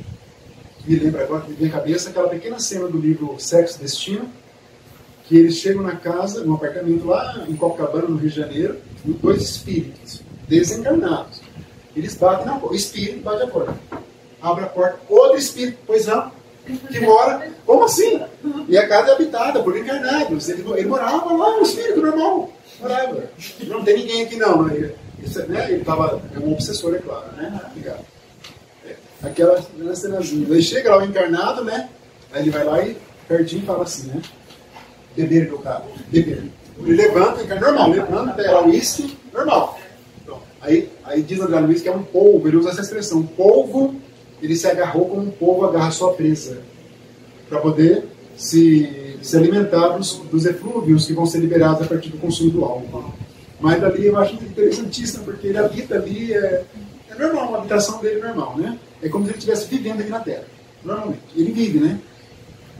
Outros um pouco mais desmaterializados não são, contudo, suficientemente para se elevarem acima das regiões terrestres. São os que habitam as colônias. Podemos compreender assim essa fala de Allan Kardec. A grande maioria vamos habitar as colônias. Não são lugares de espíritos vencedores, como diz o Lísias. O nosso lar não é lugar de espírito vencedor. É um espírito mediano, que está lá lutando. Mas não é um espírito vencedor. Olha que interessante isso. Então tem aqueles que se confundem pela ignorância espiritual, que se encontram aqui encarnados. E tem os que já têm uma consciência espiritual, mas não tem uma evolução para lhes dar um lugar melhor. Então eles ficam ainda morando nas colônias, trabalhando, se instruindo, enfim, para que reencarnem novamente no futuro próximo. Mas os dirigentes são mais evoluídos, né? São mais evoluídos. O governador, que é o Sim. que vê Jesus. Isso. Eu vejo assim, o governador é uma exceção, a irmã, a veneranda, mas alguns outros que estão lá mais há algum tempo, são mais destacados, né? O caso daquele Druso, que é entre a terra e o céu, o Druso, ele foi responsável pela morte da esposa dele na encarnação passada. E ele era um instrutor. Depois os dois se encontram, é claro, né? Mas enfim, é um exemplo de que há um avanço grande mesmo nas décadas que eles se dedicam a, né? O caso também do Segismundo, também, ele é um espírito bem endividado, porém muito querido, porque ele abriu uma instituição no umbral que atendeu muitas pessoas, ele foi credor de muitos favores, no bom sentido, né? E as pessoas gostavam muito do Segismundo, lembram disso também? E era uma pessoa endividada. Quando ele encarnou, né, quantos espíritos Foram amigos dele, desejavam uma boa encarnação, que ele tenha êxito. É muito bonito, né, aquele capítulo, né? A encarnação de Segismundo. Então tem essas duas, né? A veneranda é dito que ela só está lá porque ela quer e porque ela tem espíritos ainda encarnados, que ela queria ajudá-los. E o governador também, provavelmente, por curto, né, espaço de tempo. Os espíritos superiores, ao contrário, podem vir aos mundos inferiores e até encarnar neles. Envergam trajes plebeus, sem deixar por isso de serem nobres. Pode acontecer isso. A camada de fluidos espirituais que cerca a Terra se pode comparar às camadas inferiores da atmosfera, mais pesadas, mais compactas, menos puras do que as camadas superiores. Tudo isso muito bem explicado na obra do André Luiz também. Quanto mais vai ascendendo, mais vai se purificando também essas camadas na atmosfera. Quanto mais inferiores, mais difícil, mais pesado. A constituição íntima do perispírito não é idêntica em todos os espíritos encarnados ou desencarnados que povoam a Terra, ou o espaço que o circunda, porque depende da parte moral de cada um. Cada um é diferente. O mesmo já não se dá com o corpo carnal, que se forma dos mesmos elementos, qualquer que seja a superioridade ou a inferioridade do espírito. Aqui é tudo mesmo, tudo junto e misturado, em português claro. Lá não, lá tem uma divisão bem rígida. Né? Os inferiores não se misturam com os superiores, né? Dependendo, claro, superior no sentido de que já se encontram conscientes do seu processo de evolução, nesse sentido. Não superiores, benfeitores, não, que se encontram conscientes. Então lá, a divisão no plano espiritual é muito rígida. É muito rígida. Não se transita com facilidade. Eles encontraram aqueles espíritos, aquela família, lá os mensageiros que habitavam uma colônia inferior ao nosso lar, mas uma moça ia fazer um estágio no nosso lar, uma ia acompanhar o futuro marido na colônia nosso lar, conseguiu um estágio lá. Existe uma rigidez para locomover o espírito. O fluido etéreo, vamos já finalizando, está para as necessidades do espírito como a atmosfera para os encarnados. Os espíritos inferiores não podem suportar o brilho e a impressão dos fluidos mais etéreos. Eles não suportam isso mesmo, né? Ficam na sua... Eles se escondem, lembram? Naquelas descrições da nossa literatura, quando eles estão numa região inferior, eles se escondem em cavernas, lembram disso? Nos vales, eles se escondem porque não suportam a luz. E quando eles vão prestar auxílio aos espíritos, é comum eles falam, vamos reduzir a luz do perispírito, a luminosidade, para que isso não afronte, para que aquilo não machuque no bom, não constrange, a palavra mais correta. É comum isso. Mesmo na colônia nosso lar, alguns têm a luminosidade baixa para não constranger os que habitam ali. Não podem sair do meio que lhes é apropriado, a natureza, para mudarem de meio. Precisam, antes de mudar de natureza, despojar-se dos instintos materiais que os retêm nos meios materiais. Uma palavra, que se depurem e moralmente se transformem. Não há outro caminho a não ser o da transformação moral. Esse é o passaporte para as regiões melhores no plano espiritual. Então vamos encerrar por aqui. Depois é só uns poucos slides relembrando o livro dos médiuns, de alguns fenômenos. Vamos só relembrar rapidamente, porque isso tudo foi visto no livro dos médiuns já. Aí vamos finalizar para ir para os milagres que estão lá no Evangelho de Jesus e depois a parte das predições do nosso próximo encontro. Então é isso. Alguém tem algum rápido comentário? Quer falar algo? Nosso tempo está um pouco mais curto, né? Mas no próximo encontro nós teremos um tempo maior para uma conversa e relembrarmos alguns pontos então. Nosso horário já alcançou o fim, né? Sabemos que os espíritos têm também os seus horários. Então vamos fazer uma prece de encerramento. Então vamos elevar os nossos pensamentos a Deus, nosso Pai Criador, e agradecer mais uma vez estarmos aqui, Pai, unidos em Teu nome, aprendendo um pouco mais acerca da doutrina espírita, que nos ilumina, que conduz os nossos destinos. Pedimos, Pai, sempre que possamos nos abrir a essa doutrina, abrir a esse conhecimento, que possamos esculpir esse conhecimento nos nossos corações, na nossa mente espiritual.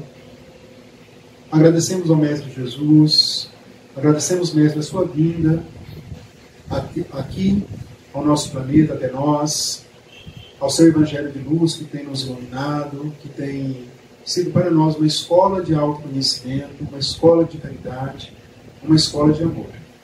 E agradecemos aos espíritos amigos aqui presentes, que prepararam o ambiente, que conduzem os trabalhos da casa, que conduzem as nossas vidas, que nos orientam, que nos intuem e que se encontram sempre conosco.